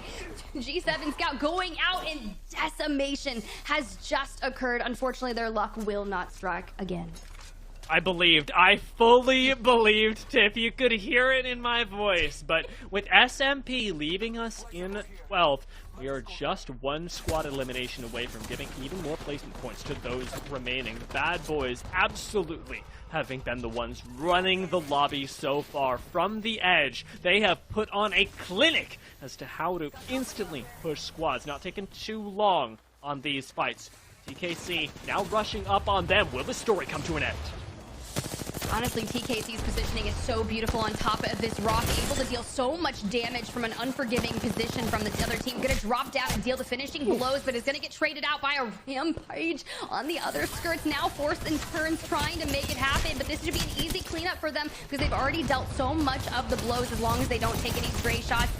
Black Hole coming in, and unfortunately the stray shots do come in, and TKC going to be No eliminated. way! This is TSS Messiah, the Messiah coming in to clean up now your kill leader of the lobby, a relegated solo, losing Hambino out on that down beast 50-50, going out on the journey throughout the north side of the map and coming back as a solo. Messiah doing the Lord's work right now. Fear not, my children, for you are no more, as Messiah came down from the sky and popped a heady to finish the fight. That is a play you clip, you put in your montage, because when you announce that you are looking for org sponsorship, that's exactly what they want to see. TSS, though they are one member, they are a legion for now, and I'm hoping that we get to see a little bit more out of Messiah before this game is up. 9 squads still left, and as everyone from Downed Beast is forced into this corner of the map, a very unforgiving position for every single squad that otherwise prioritized it, everybody in these 3 buildings is sweating just as much, knowing that it's them next. Yeah, Team Diverge in particular, they landed here at the Down Beast and have just withstood the test of time over here, but now find themselves in an unforgiving position as they're getting punished from the teams that have rotated in just a smidge earlier than them. Sleepy Panda going to fall, and you see AJ right now pushing in to try and make something happen. Now GS Verge last alive in this fight with Team Intel as they look to clean this up and go on their reset way. But the question is, will someone try to push them and make this happen? Because as everything whittles down, but Icy once again has that Kraber in their hand, and I've seen some cheeky shots happen on Stormpoint with that, so I'd be excited to see what they're going to do. 7 squads remaining, and as these teams are forced to collapse upon each other with minimal space, you can see they're going to close the distance and try to take that ego child, but there is so much chaos in this building, Dia. Even more squads getting taken out as Team Diverge and Lock It In disappear before our eyes. This magic trick will soon be coming to an end, and I cannot guess the final twist. Game 5 to set us up for the last game of the day still has Valkyrie running the lobby from on top as Lane drops down to finish off yet another squad. GOW in the unfortunate position that we illustrated earlier, now down and out, as take a look out into the distance and you'll see a familiar sight. Stormtroopers, who gave us that Newcastle in game number 1, are once again making the best use of it in game number 5. I mean, that is technically the game-winning position, in my opinion, and they do have the Newcastle and the Watson to be able to hold that. The thing is, Prophet not fully healed. I can't tell if that's from being poked or if they're genuinely just out of white meds, and at this point, if Intel decides to completely ape them, that could throw their game, because then it would kind of have that moment of the teams that are inside the buildings right now fighting for the placement. But if they can hold that over there, they're currently sitting in 3rd on the leaderboard. This will be a monumental game for them. It is just Jet that's still alive from Intel. And now, well, I may have spoken not too soon, but just on time, as he is forcibly expired. AMV now sitting in this end game. You have the opportunity, as the only remaining Watson pylon on their side, to at least hold out for a moment more. But it's not a matter of who's going to get first, Tiff. You already called that. It's who's going to get second. Yeah, this is just a war of attrition as all the ordnance coming in, putting a thorn in AMV side. Can they withstand? Here comes the push. Now Void trying to get fire that G7 Scout, but unfortunately going to fall, and Valkyrie is going to be able to make this happen. But look who's leaving their god tier positioning to go ahead and just clean it up to make this victory done and dusted. Stormtroopers is your winner here on map number 5, doing everything perfectly right. They are looking to find themselves at the top of the leaderboard. They don't want to win off points. They want to try and auto-qual right here and now and just seal the deal. I mean, with a team like Vize, Koshi, and Prophet, massive. You know, Vize used to compete on Pro League under Lazarus, and they are finding so much success here. So well done.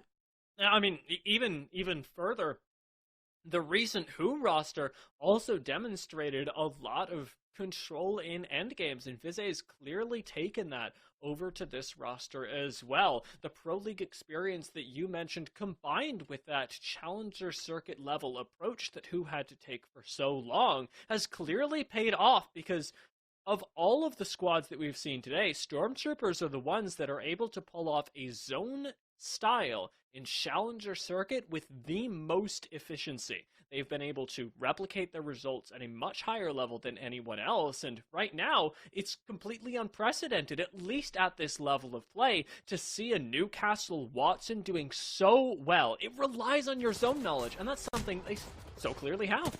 I mean, making that push to hold that god tier position, the moment you see that zone, you know that's exactly where you need to play, but the timing has to be impeccable. As we take a look through the highlights here of map number 5, you see the moments from Team Diverge forcing Messiah and Co out of the down beast. This moment where you mentioned, Dia, that 2v3 out of SMP that clearly garnered so much faith out of you. It was proficiency, able to deal so much damage, and then being able to time it with the Seer tactical to be able to clean it up. But then all the action came from down beast from start to finish.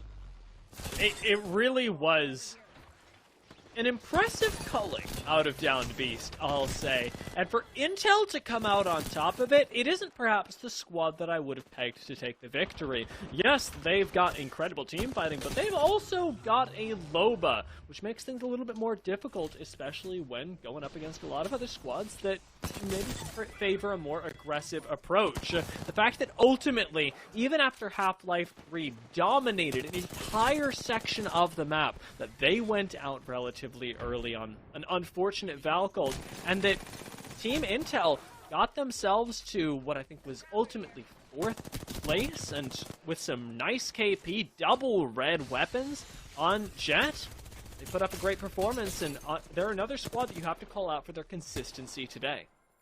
Yeah, and I think that's just the moments. It's consistency, it's persistence, and it's especially persistence out of Bad Boys. When they saw Risen Rose approach them into checkpoint, they forcibly said, no, we are going to make sure that we take them down, fund and everyone in pursuit of Risen Rose. Able to get that, then SMP third parties a short while later. But this moment from TKC here was beautiful. But you know what was even better? Because you know what's coming, Dia, because the only thing you can think of is how Messiah came swinging in, wingman in hand as a solo warrior, doing so much work there. It was absolutely well done, but Valkyrie right here, a sliver of health and a well-timed third party by Stormtroopers. It was just everything that they needed to do. Reminiscent of their game 1, with a few less kills, I'll say. The placement points do really make up for it. A 16-point game may bring them a little closer to first. Valkyrie also performing quite well on the day. AMD and Intel joining them in that consistency. But as we've got just the one game left, Stormtrooper's job is about to get much harder. You've seen it happen in real time, Tiff, but as these games get later and later, especially in Challenger Circuit, you know you're going to be trying to come back next week. But a lot of teams will leave it all on the table to try and get as many placements as they can out of this week's performance alone. This next game on Stormpoint isn't just going to have the chaos inherent in Stormpoint, it is going to have the desperation that comes with it being the last game of the day.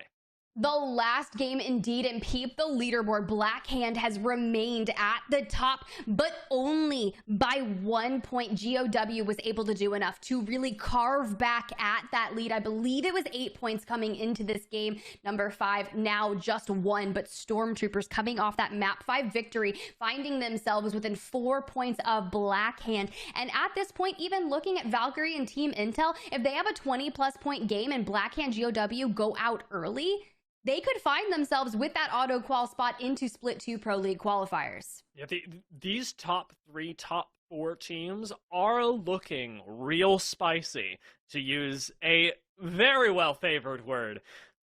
They very well could be taking away this top spot. They could be qualifying for Pro League quals today in one game in less than 30 minutes, Tiff. And we've just got a few minutes to take a break before we find out.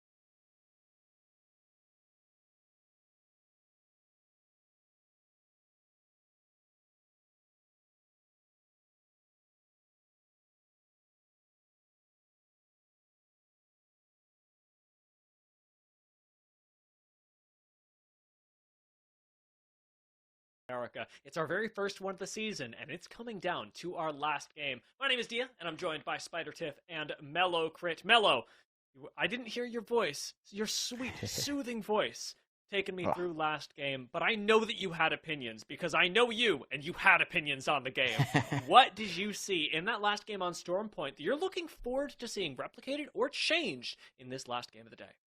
I'm still blushing over the hair comment, so just give me a moment. But I mean, that game, it was definitely a fun one to watch. I'll say that much. I think a lot of teams were recognizing that they had the opportunity to be aggressive, and the push and pull with a zone like that. Again, we were hoping for something that was a little bit more with cover, a little bit more with like the ability to play and coexist. But once again, pulling out to the water with the last spot is literally like a car if someone puts it there. I think the ebb and flow of the fighting, I think, was actually really enjoyable to watch. However, I will say that the moments and the specific locations where people were taking fights was what kind of did it in for me in a lot of those scenarios. I think we saw a lot of teams fall pretty early that I don't think should have. I mean, Bad Boys certainly played a really big part in eliminating those squads. They were a really big good news story for me, because seeing Bad Boys flourish does make me really happy. But by the same token, Black Hand, who's another squad that I'd expect to flourish in these early game fights, didn't quite have that same success. Now, Tiff, I'm not gonna beat around the bush here. I know that you're a Black Hand fan. I need some inspiring words for other Black Hand fans out there. Can we keep the faith in game number 6? Look, you know I don't like kind of talking about particular when people are like, hey, who's your pick? I don't like saying it because I feel like I cast or curse every team into existence. But yes, I think Blackhand has done incredibly well, knowing that Shubi went to play into Pro League with the former MPL team, now MPS. So finding some success there. They did lose their Bangalore player under the Pro League, and I think they're doing incredibly well with the addition of Kodagami. So I think just play your game. You know how to play it safe, play it smart. But for the teams that are looming down the way, GOW and Stormtroopers, just points shy of that auto qual spot, send it. You've got this. Play it smart, and I think you guys are going to all do great. And if not, hey, in 2 weeks, I believe, is the next one, so they'll come answering back for their vengeance. Yeah, I mean, we've got a very short amount of time until the next one, and I would also say, by that same token, a lot of opportunity for teams to scrim in between, especially for squads like Black Hand, who have already found a lot of success today with a new pickup of Kodagami. I'm really enjoying the way that they've adapted their play style. Have you seen any other teams throughout the day, Mello, that have impressed you with the way that they've changed their game plan according to the lobby? I mean, I have to kind of give it to Revenge a little bit, because we know that they like to play pretty center zone on World's Edge, but recognizing that there's a lot of teams playing out on the edge. And again, the opportunistic fights, I think we saw really good patience from them 2 games ago. And in that game, not exactly the best game for them in the end, but yeah, I think that they're adapting pretty well. I think there's a couple teams that are struggling to adapt, but are still being carried pretty heavily by just raw mechanics and just being able to outfight people. And of course, Noko's team, I mean, I had to shout them out because they had a much better showing. I think if they got away with maybe one more of those rough rotations where they had to fight a team, they could have had a colossal game. I mean, their storm point is looking really good. To call out another team that, when we think of mechanics, I absolutely have come to mind. TSS have had, I'll say, not their best day, considering the amount of raw mechanical talent they had. We saw Messiah still have a pop-off moment in that last game, and while it was cool, while it was memeable, it didn't get them a whole lot of points. When you've got really mechanically powerful players, Tiff, how would you use them, or how would perhaps your IGL use them to get the best out of your individual games, especially in a tournament like this? I think you just have to look at teams that are finding success in Challenger Circuit and in ALGS that you have a similar playstyle and team composition set up as, and review those VODs, try to take a lot of things that you can learn from that moment. When I think of teams that are strong mechanically and play zone, I think specifically of Vexed from EMEA Pro League. They are always on that edge and kind of just going in and trying to find their way in. As soon as they can get to that moment where they connect 2 dots, I feel like they're just missing just a minute detail to find success. That is where I'm like looking at you. I'm like, if you are similar to that and you have the high frag power potential and you're great micro fighting, like clearly if you all have all 3 up, and you take an equal 3v3, they're going to find so much success. Hambino, Messiah, and Blur, I mean, they are grinders in their own right and play a lot of tier 2 tournaments. But now as a team, this is the moment where it's like, what is kind of your playstyle? VOD review, try to find that. But even then, I feel as if VOD reviewing may not translate, because we were looking at a lot of those really tough, hard to play zones, especially the one just outside of Shitfall, and even just last game here on Stormpoint. It's like, hey, how are we going to make that happen here? Because a lot of these teams don't seem to be playing the zones in particularly correctly. Stormtroopers, for fact, did great. They really did. Yeah. I am so beyond impressed with the way that Stormtroopers have managed to navigate this. I know we got the leaderboard here somewhere, so we'll get the chance to at least demonstrate in the points before we get into this last game where Stormtroopers are currently sat at. And actually, I really like that you brought up EMEA here, because it gives me the chance to sort of compare across regions. At the Challenger Circuit level, obviously, with both of them happening today, we got to see earlier this morning, for those of you who were up, some of the EMEA gameplay. And what I saw, Mello, was a Vantage, especially in a map like Stormpoint that gets played at such long ranges. We haven't seen a whole lot of teams change their composition coming from World's Edge to here. Why no Vantage? Why no real difference? I'm not going to lie to you. I think the way that Vantage sort of plays into this map in particular, obviously you want to have really strong sightlines, right? You want to tax teams that are rotating, but with that comes the fact that you don't necessarily always get the most priority. I mean, if you're there super early, Vantage can frag out, but it's a little bit more difficult, and obviously you have that indicator. And if you're playing Edge, I mean, if you don't deal the damage and you coin flip for that damage and you don't find it with the Vantage, it's kind of like a double-edged sword right against you. So I think the game plan of Vantage is potentially viable. I'm not exactly confident that many of these teams, especially with how we've seen them, navigate these zones, whether they would really be able to execute that as opposed to having one of the comfort picks or comfort compositions that are so meta at this point. I'll take solace in the fact that we've at least got 3 more weeks as these teams do get to push themselves that little bit further and figure out what their best play style is. We finally got a few more data points to throw out as we get everybody in lobby and again ready for Game 6. We'll call it building tension right before the game. And I'm going to talk about this specifically with you, Tiff, because seeing how everybody's lined up here, it is a little bit shocking that teams that perhaps have a lot of damage aren't necessarily translating that into kills. And it kind of ties into my vantage point with how long range these games have been. With the amount of at-range damage that we see teams putting down, do you find that this is mirroring a lot of the Pro League gameplay, with range not necessarily correlating to kills and more pressure? I believe so. I mean, when I look at specifically like Icy RVR, I've seen him have a Kraber in their hands twice at any given point throughout these games. You're going to throw a lot of damage down. And if they've got their shields, because you know the Kraber's only going to hit for 140 unless you pop him in the face. So I feel like it's that moment. It's the moment with everyone using G7 scouts, charge rifles, just running throughout the maps. You're just garnering yourself a lot of damage. Whereas maybe if you're getting a knock, you're at such a far distance that they're just getting rezzed and you're essentially just farming your shields at that point. So it's not necessarily translating into kills. And as I look at that, we saw, I believe, 2 members of Blackhand near the top of that. And I feel like that's because they had that massive pop-off game on World's Edge where they had 15 eliminations. So I feel like that skewed it a little bit there. Perfect. All right. Well, Dia, thank you so much for walking us through that one. A little bit extended here as we put this lobby together, but we are finally here. I get to join Tiff on the final game of the Challenger Circuit for North America, the first finals of year number 3. And I think there are so many potential storylines here, Tiff, that a notebook wouldn't do justice. I think the potential of so many of the teams on the map right now.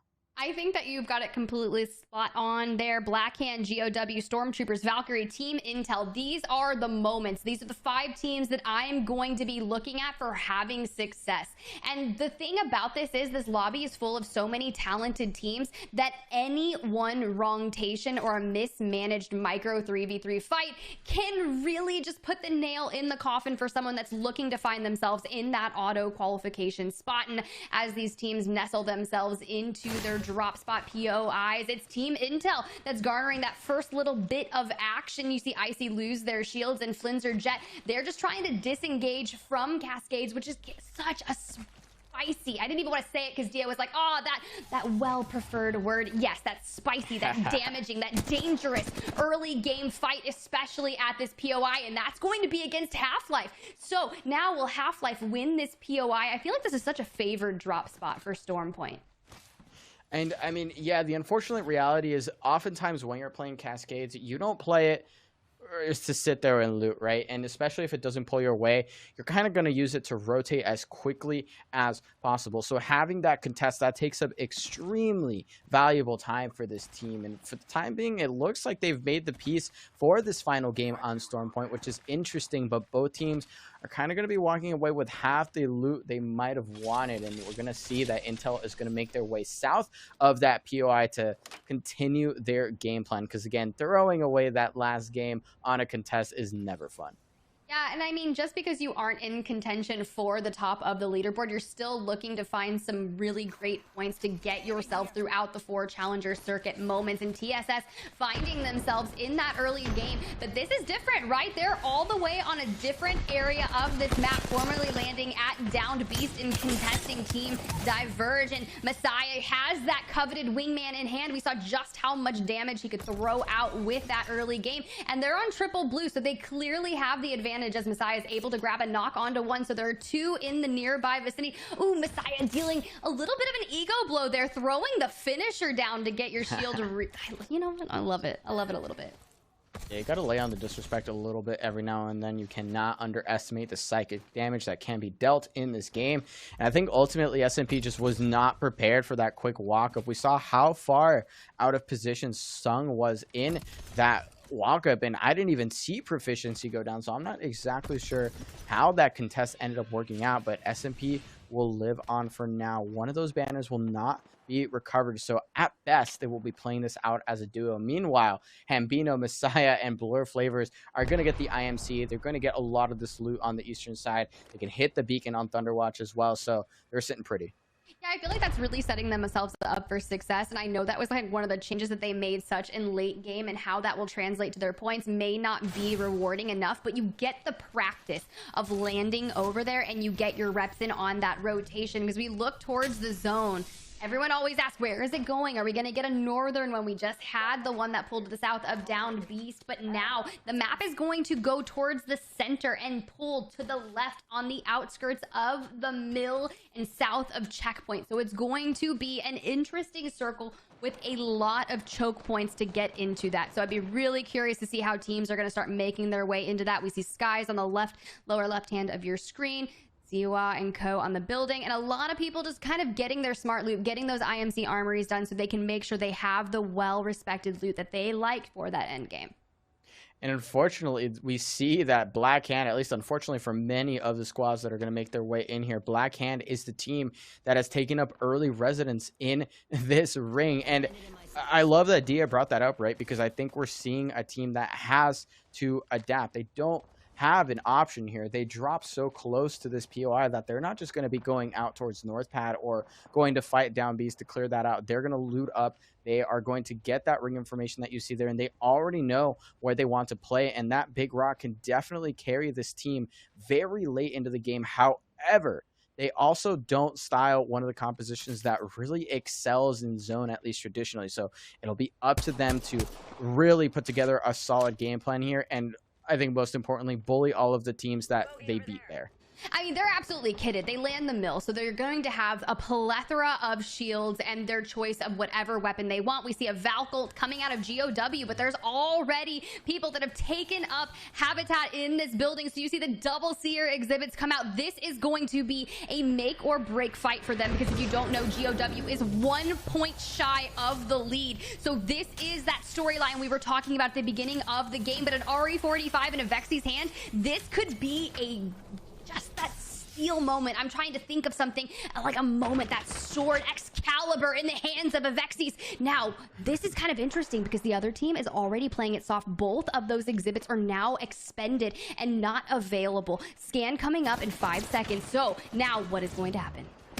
And they definitely know that there's teams already in their vicinity. You can already see how many teams just opted for the early rotation. Team Revenge is sitting on whites across the way, and this could be a really juicy opportunity for them to take advantage of a potential third party to actually get their gear up and better looted. So for the time being, both teams, I think, recognize that they don't want to get too crazy here. They can play the spot decently well pretty late with the Watson. So no one getting too crazy again. Maybe the game 6 shakes or everyone is just trying to play as cleanly as possible. I like the coexisting call from both of these squads, but the next moment that they have to move, it is going to be a pivotal one for both teams. Well, you've also got Valkyrie in the mix nearby those buildings, and they're currently sitting in 4th place. If they have a north of 25-point game and Blackhand, GOW, and Stormtroopers falter here, I think that's one of the moments where they're trying to play a little more reserved. But Half-Life 3, Noko has a bow in hand with that 3x on it. So excited to see what they can make happen here. They already have one down onto TSS in the form of Blur, so they're looking for the remaining 2 members of that, trying to go ahead and get that thirst, but they have the ring at their back, and they're going to go ahead and get the finishing touches. Black Hole coming out from Taxi, but gets punished immensely from being out into the open. Very unfortunate. Noko and Cruiser are going to have to keep it up. And this is just the reality of teams that are able to gatekeep other players. Bad Boys doing exactly that here. Look at where the ring is pulling. They know this. They most likely got that beacon scan earlier. So the fact that they've opted to bully the teams out in zone is such a heads-up play for them, because they know that they have to rack up that KP. They can't just rack up that placement, and it's so critical understanding where teams are going to be. If you can guarantee a wipe by out-rotating or calling out the rotate of your opponents, you can get so much value on this map.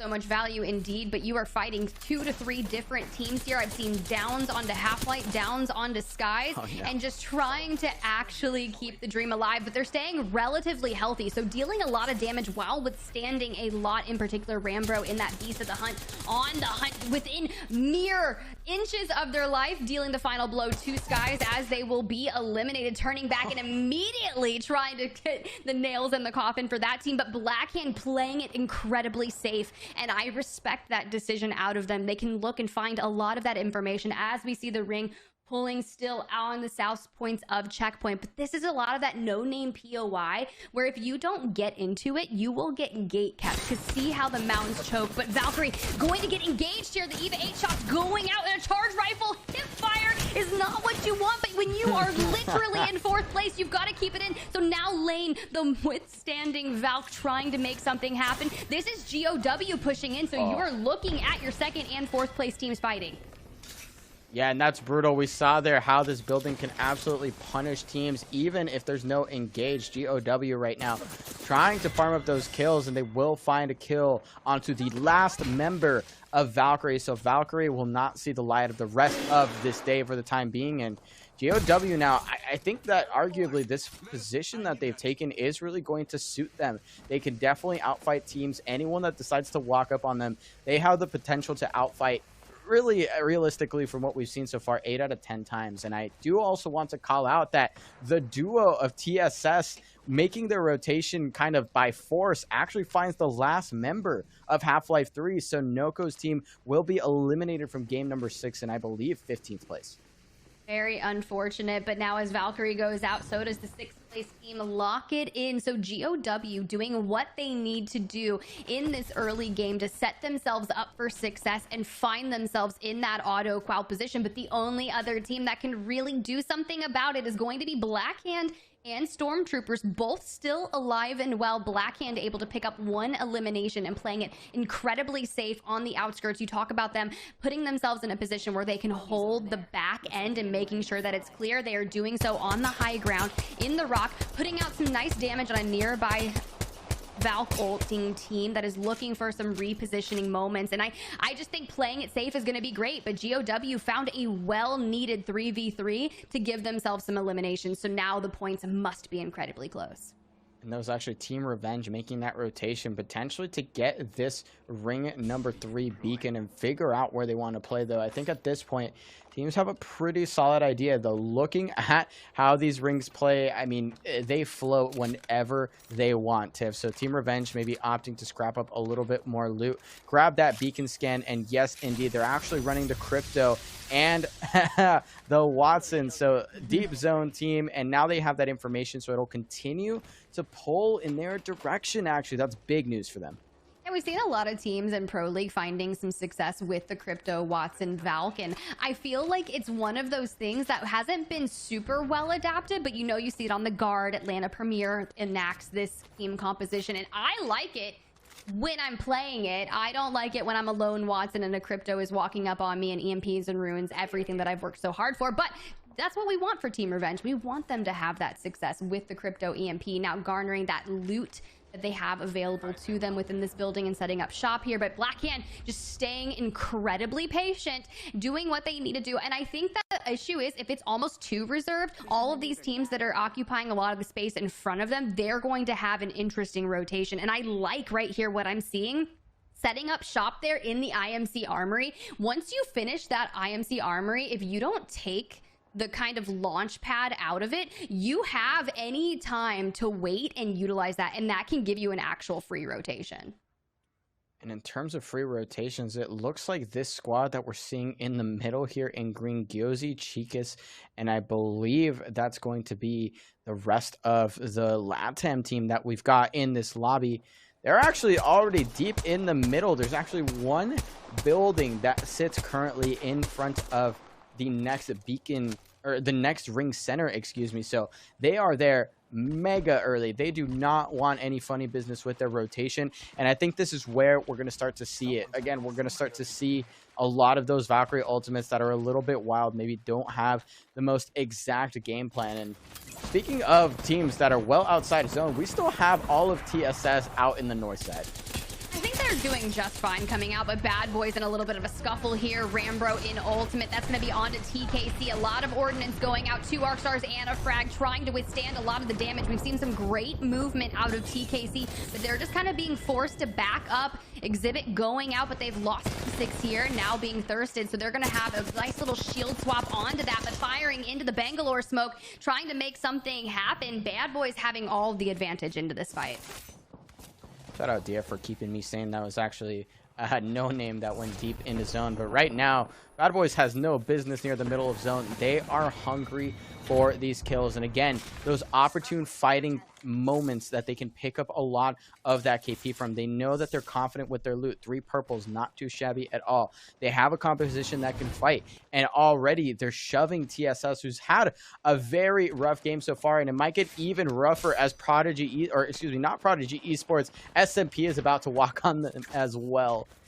This is so interesting. TSS forced TKC into a sandwich, eliminates all of them, but then Bad Boys hold strong and forces, you're right, TSS to make that rotation straight into SMP. But I believe that TSS is a full 3-stack and SMP is only a duo. So once they get that information, I believe they went ahead and disengaged and took that Valk ultimate, which is really smart. So it's all about finding an open building that is going to be able to help them gatekeep SMP instead of being gate kept. And I really like that moment. But as Dia is probably sitting there thinking, we've seen SMP have those strong 2v3 moments, and I quote, Dia has the faith. So we will see what SMP has the ability to do, but regardless, they're making it through the mid game just fine. And I got those teams twisted up a little bit. It's actually iProficiency and Mollis that are having a rough game, having lost Sunk pretty early on. And it's actually against the likes of TSS. So TSS is not done bullying them. But again, like you said perfectly, I think that taking up that space, taking up that rotation, now that they've done the damage, or at least the most damage they're willing to commit to before really leaving for a better spot. And they're doing exactly that. But look at the teams that are sitting here on the east side. Bad Boys having to commit to a walk-up, and they didn't have smokes there. I'm curious to know why those didn't go down. They're running this Bangalore. They can cover that LOS, but AMB now is eating big on the likes of Funk. Yeah, AMB is definitely punishing them from not utilizing those tacticals available to them. But meanwhile, just holding your building. This is going to be a really nice moment for you to be able to play that edge of zone, because you have to pay the moment. You have to hold out in Miles utilizing Jenny. They already have the Newcastle wall. This is their home. And honestly, I would not want to lay siege to this building, but you are going to have to lead. Meanwhile, Void going to fall as well. So the question is, are teams that are still alive that have a major play and getting that auto qual spot?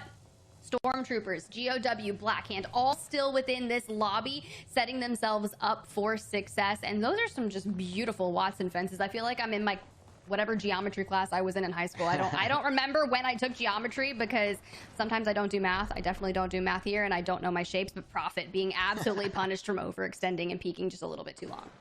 And here we're going to see this big crash of rotations. It looks like Blackhand is the first one to commit to the edge of ring here. But now they are 100% pinched between two squads. We have TSS coming over from the checkpoint side. Blackhand trying to answer back here, trying to open up some space. But they are quickly running out of time. And in the meanwhile, Stormtroopers is actually eliminated. So we will no longer see them in contention for a big game that could vault them up higher in the top 3. Blackhand living for now, and I think they have a corner of zone to play, but whether Team Revenge and TSS will let them have it, that is the question that I'm waiting to have answered here as round number 4 closes. Yeah, as Blackhand takes a very interesting Valk ultimate and is trying to live on this. There are 3 teams on the outskirts of them right now that are going to be coming their way. They're going to need to find a lot of success, but if any of these teams push at the exact same time, it can be rather detrimental. And as that crypto EMP comes out, Kodagami is forced to throw down the exhibit, but they don't have a Watson Jenny to help them from the incoming nade spam as TSS is looking to wreak havoc, and just like that, Blackhand is eliminated. And we already know that GOW is still alive in this lobby, wreaking havoc and picking up eliminations as they go. And now TSS is trying to continue in that rotation and being absolutely gate-kept as well. But this moment was the deciding factor here. Yeah, and that was actually massive brain from Team Revenge. I think Team Revenge knew if they popped that crypto ultimate that TSS was going to find it too juicy, too irresistible, and push and just take the third-party fight against Team Revenge. They've managed to knock one, but it looks like Team Revenge has plenty of Gunny left in the back to take down this squad. TSS is eliminated, and right now, the Northwest side is owned by Team Revenge. Oh, wow, and Team Inferno right here looking to be in a little bit of nade spam trouble. I don't see a Jenny up, and you can see right now just finding all of the damage. Tyler going to fall, and now all eyes are going to be on them because it's a missile swarm that is going to deal the final blows, and everyone shooting at them from every bit of an angle. No Name, who has been in this vicinity for so long, finding a lot of success here. Damage going out, not being rewarded well with the eliminations to them, but a Jenny that's going to be well placed. They can kind of play this gravity cannon right here. It's the only thing they have available are those rocks and the gravity cannon, so finding a lot of success right here. And Team Inferno is just being picked alive, trying to set up some defenses, trying to regain, and GOW under fire right now as well. Vexi's with an RE45 wingman, going to have to utilize that wingman and put some cover fire on, but they just have in between a rock and a hard place as No Name, who has been here, who is hungry, push in and are trying to clean up everything and be the owners of the space with 3 squads remaining. Only time will tell who's going to come out on top. Oh my god, No Name came in hungry, Tiff. I mean, the way that they walk up, the way that they take up those opportunities, they come back, and Team Revenge doesn't have the timing here to punish this, and they still have GOW out on their southeast. So this is still not a free game, and all of these squads are going to have to fight to the end, really to the true bitter end. There's only a duo from GOW, so they're trying to stall, they're trying to poke from behind, and the damage has certainly been dealt. Whether they can clean this up is a different question. Gyosi actually going down to the likes of Avexis' wingman, and look at this push, Tiff. Even in a 2v3 situation, they managed to dismantle that squad, and now Team Revenge is here, the cleanup crew. They will take down the final game of our first Challenger Series finals for North America. I think GOW just went out trying to clean up as many eliminations as humanly possible right there, and they did exactly what they needed to do. Avexis was going off with that RE45, just connecting and then swapping to the wingman to just throw down an immense amount of damage. I think they knew that they were going to die to Storm there, and there was nothing they can do. That is the moment. That is the call you make. You were playing for second at that point and trying to pick up as many eliminations on the way. So congratulations to that. That was beautifully well done with Blackhand, with Stormtroopers, with Valkyrie, everyone going out early. The question is, was it enough? Because I mean...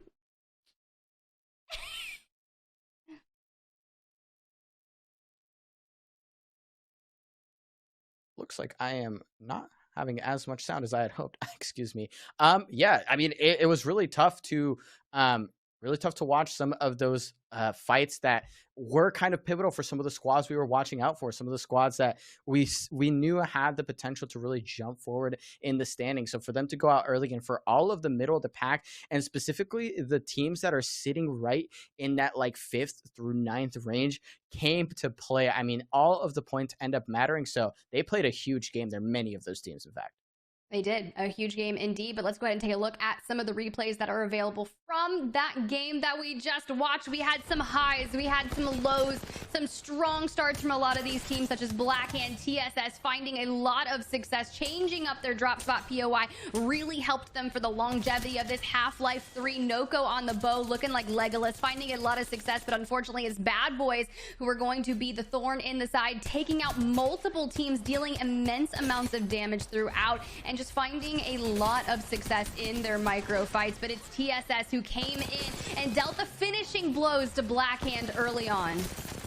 And unfortunately, that means that Blackhand just did not have a full game worth of scrapping, worth of kills. And almost as importantly for them, with where they were sitting in the leaderboard, the placement there was just as critical, in my opinion, with how close that race to the finish was. So did GOW do enough? They certainly went out with a bang. Team Revenge, love to see them take down one of these games. And I mean, look at the top of the charts, Steph. Even with a win, Team Revenge is not the top scorer. We have No Name, who again played a massive game, had a lot of damage and a lot of pressure on so many of the squads that were walking into a very not so fun to play zone, and GOW was definitely up there with 9 kills. Yeah, it's kind of wild. You've got 3 teams that have taken out a third of the lobby, finding themselves a lot of success. Sometimes you have a moment where a team will go north of 25 points and the next couple of teams will just be kind of scarce. But this is a 17, 18, 16, and even TSS found a lot of success, garnering 6 eliminations for 10 points. Team Inferno doing well and making the distance there.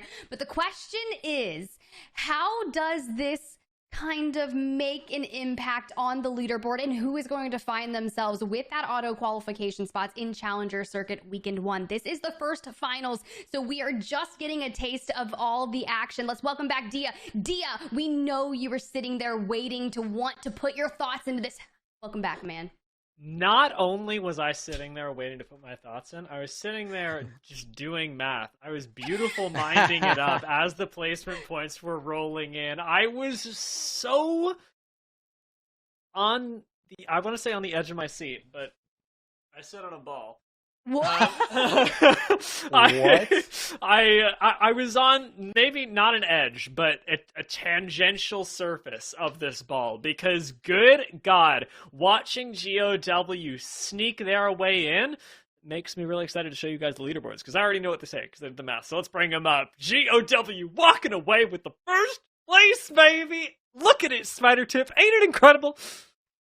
Oh, I mean, yeah, great job. I mean, they had an RE45 in their hand, but it was the consistency that really paid off. They found that win in game number 2, which I believe was the largest game of the day with 26 points, and they found themselves just having a lot of success throughout. But that's what it is. Consistency is key. Finding the dub here. The top of the leaderboard with 71 points. Blackhand, unfortunately, going down to the hands of TSS there in game number 6, which left them with 62 points, and Stormtroopers, unfortunately, with 54. But congratulations to all the teams who played here today. Everyone did incredibly well. And I want to say this, a lot of the teams that were maybe looking a lot lackluster at the start of this were doing well in making tweaks in their play style, which I feel like are going to come back when we see Challenger Circuit number 2, and they're going to play a completely different game. Yeah, I mean, I really, of course, was pulling for Blackhand, you know. I had your heart in mind, Tiff. But I mean, to ask you the question, Mello, we were coming up on endgame. It was really anybody's, despite the fact that GOW had picked up a few more kills. But Blackhand did go out, and you talked about the manufacturing of that by a few other squads. Was it a bad move from Blackhand to put themselves in that position, or was it, sort of as BRs go, just a little unlucky? I think I love that you said it. Sometimes luck does have to be on your side, and Blackhand were not given the circumstances that they usually like to play to be able to farm up these lobbies. And that doesn't just translate to less kill points. That's less pressure. They are generally the ones, or one of the squads, that loves to pressure those teams that are rotating outside of zone. They like to hold the corners or these zones pinch, where so many of the zone teams are trying to shove their way through, and Blackhand can be there to punish them. So I can't say it was the wrong play, because that spot is beautiful. I mean, you can farm up so much Evo damage as long as you have the right resource management.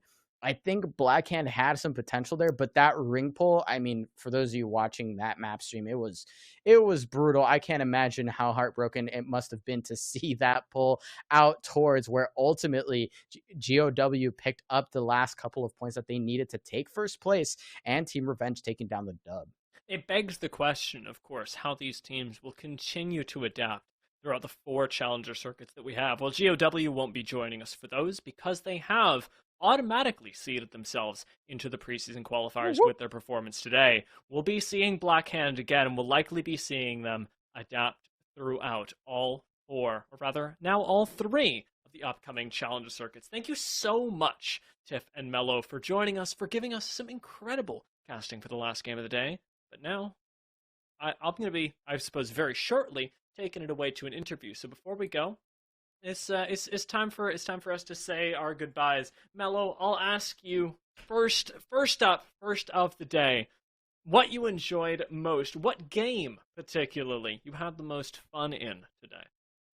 I mean, I'm not gonna lie, the disastrous zones of Stormpoint made it fun to watch, but not necessarily the most exciting macro to watch. But to be certain, I think that second game really showed how teams can really just farm. I mean, there are so many teams that have Gunny. They are so powerful in so many of these lobbies. There's a lot of dangerous players. So that was it for me. Not necessarily a game. It was just seeing that the raw talent that's in here. I mean, the team that just took down this challenger circuit, they came from Gears. 2 of those players come from Gears of War. Shout out Gears. And Gears. They're making a massive impact here. Unfortunately, that team, that game did go 6 feet deep, but now they're here and they made a huge impact. So there's just a lot of talent, and that's what I love to see in these challenger circuits for sure. When I saw Team Revenge win, I was like, oh my god, Mello must be loving this. Like, just a bit. Tiff, of course, now the question comes to you. We did get 6 games today. You got to cast 4 of them, and the other 2, you were just listening to me and Mello talk, so I can't imagine those were your favorite. But of the other 4, which did you enjoy? Look, there's a lot of games that had a lot of talented moments, but I feel like it's the moments where people look to be in an unfavorable position, but turn it around to make it their advantage. And I'll go ahead and I'll quote 2 particular moments, because I feel like in that second Stormpoint map where Stormtroopers had kind of set up shop with the Trident, utilizing the Newcastle wall, anytime you make a play from that God tier spot, it is so enjoyable to watch, because at any given moment, something can happen. And the moment I saw it happen, I believe it was on a Namiya broadcast, and a team had already set up shop there, but a team was rotating from further in north and had removed that God spot away from them. But Stormtroopers held on to it. There was a team that was going to make a play for their God spot. They held on to it, went on to get a well-timed third-party victory, and it was just absolutely beautiful to watch. I mean, let's go ahead and take a look back at today as well, because we're going to get the chance to reminisce a little bit more over the upcoming challenger circuits. I'm looking forward to seeing Stormtroopers regroup, see if they can pull that zone together. But before we do that, before we jump all the way into next week, I want to talk to someone very special from today, one of the winners from today's games. Let's pop over to an interview with GOW. All right, hello. Can you hear me? I can't. Well, I can't hear you, but welcome to the interview section, Detox. I'm sure production will sort it out, and I'll be able to hear you soon. Congratulations, first off, on your win today. It was really impressive to watch you guys pull it together at the very end. I gotta ask, going into the last game, how nervous were you guys? Nerves is a thing that, I don't know, we don't have, man. We won championships in another game, so it's like going into that last game, we knew who had what points. We knew what team to look after. All right, Blackhand has this amount of points. I think it was 2 other teams that were close. And we were like, all right, if they die, just play our game. Like, don't even worry about it. But once they died, we kind of knew we won. We were talking about it a little bit on the broadcast. You guys, of course, come from Gears of War, and I'll be honest with you, Detox. I haven't watched a lot of Gears of War. I've been doing Apex most of my career. But I would like to know, from your perspective and from the perspective of your team, how those skills have transferred. Is it mostly in the nerves? Does any of the macro apply? What's been the most carryover skill that you guys? The most carryover skill I would say is our communication. Our communication is like, it's perfect. Like when we're clicking, it's like I know exactly what my teammate's screen looks like, and I can close my eyes. Like it's like a clear picture. And then the guy I've been playing with, Vexies, I've been playing with him for maybe 4 years now, 3 years. Like, and then A1's is just like a goat on Apex. He was a Gears player first, but when we started playing Apex with him, I was like, yo, this kid is good. Like this kid is real good. So that's our team, bro. You guys were really frying. I hope that you get the chance to, or maybe I'll find a couple clips and send them to you of how much we were just like mouths open watching some of the clips from your perspective. Now, you talked about the communication being really important. Are you the IGL for the squad? No, the IGL is actually a Vexies. He's actually we just started playing this game like maybe like a couple months ago. So we our first ever like ALGS anything, because we weren't really getting practice or anything. Ranked was our practice. So our first ALGS was like these last, like trying to get into Pro League, those quals. We played those. It went a little rocky, but then we were like, all right, we get the gist, how to rotate and things like that. And then we went back, talked about it, and now, you know what I mean? Like, the sky's the limit now. Now we know how to play, so. I mean, it's been an incredible improvement. You've not only jumped from, I believe it was 27th in the overall preseason quals to now being just a first place team. You're already going to the next preseason quals, and having brushed up on that and now going up against Pro League teams, what do you think is going to be the big difference between where you are now and where you need to be to qualify for Pro League? Where we are now, we can't get complacent, but like I said, me and the Vexies, like, we've won in another game. We know what it takes. Like, there's no such thing as complacency. It's just work every day to get to where we want to be in this game. We got to where we wanted to be in that game. Now it's time to get to where we want to be in this game. So, like, shout out to all the Apex players. We love you guys, but you know, we're trying to make our way in. You know, get out of the way. Yeah. Yeah. Well, I mean, it's looking really good, and clearly, you guys have that grind, and more so in the mentality than anything, really being able to dial in on what you needed to fix between preseason quals and now, and I'm looking forward to seeing that jump in a few other weeks. I wish you luck in the scrims leading up to it, and we'll all have our eyes on you and cheer you on from the Challenger Circuit side of things. Thank you so much for joining me for the interview, and again, congratulations for today. Thank you, man. Appreciate it.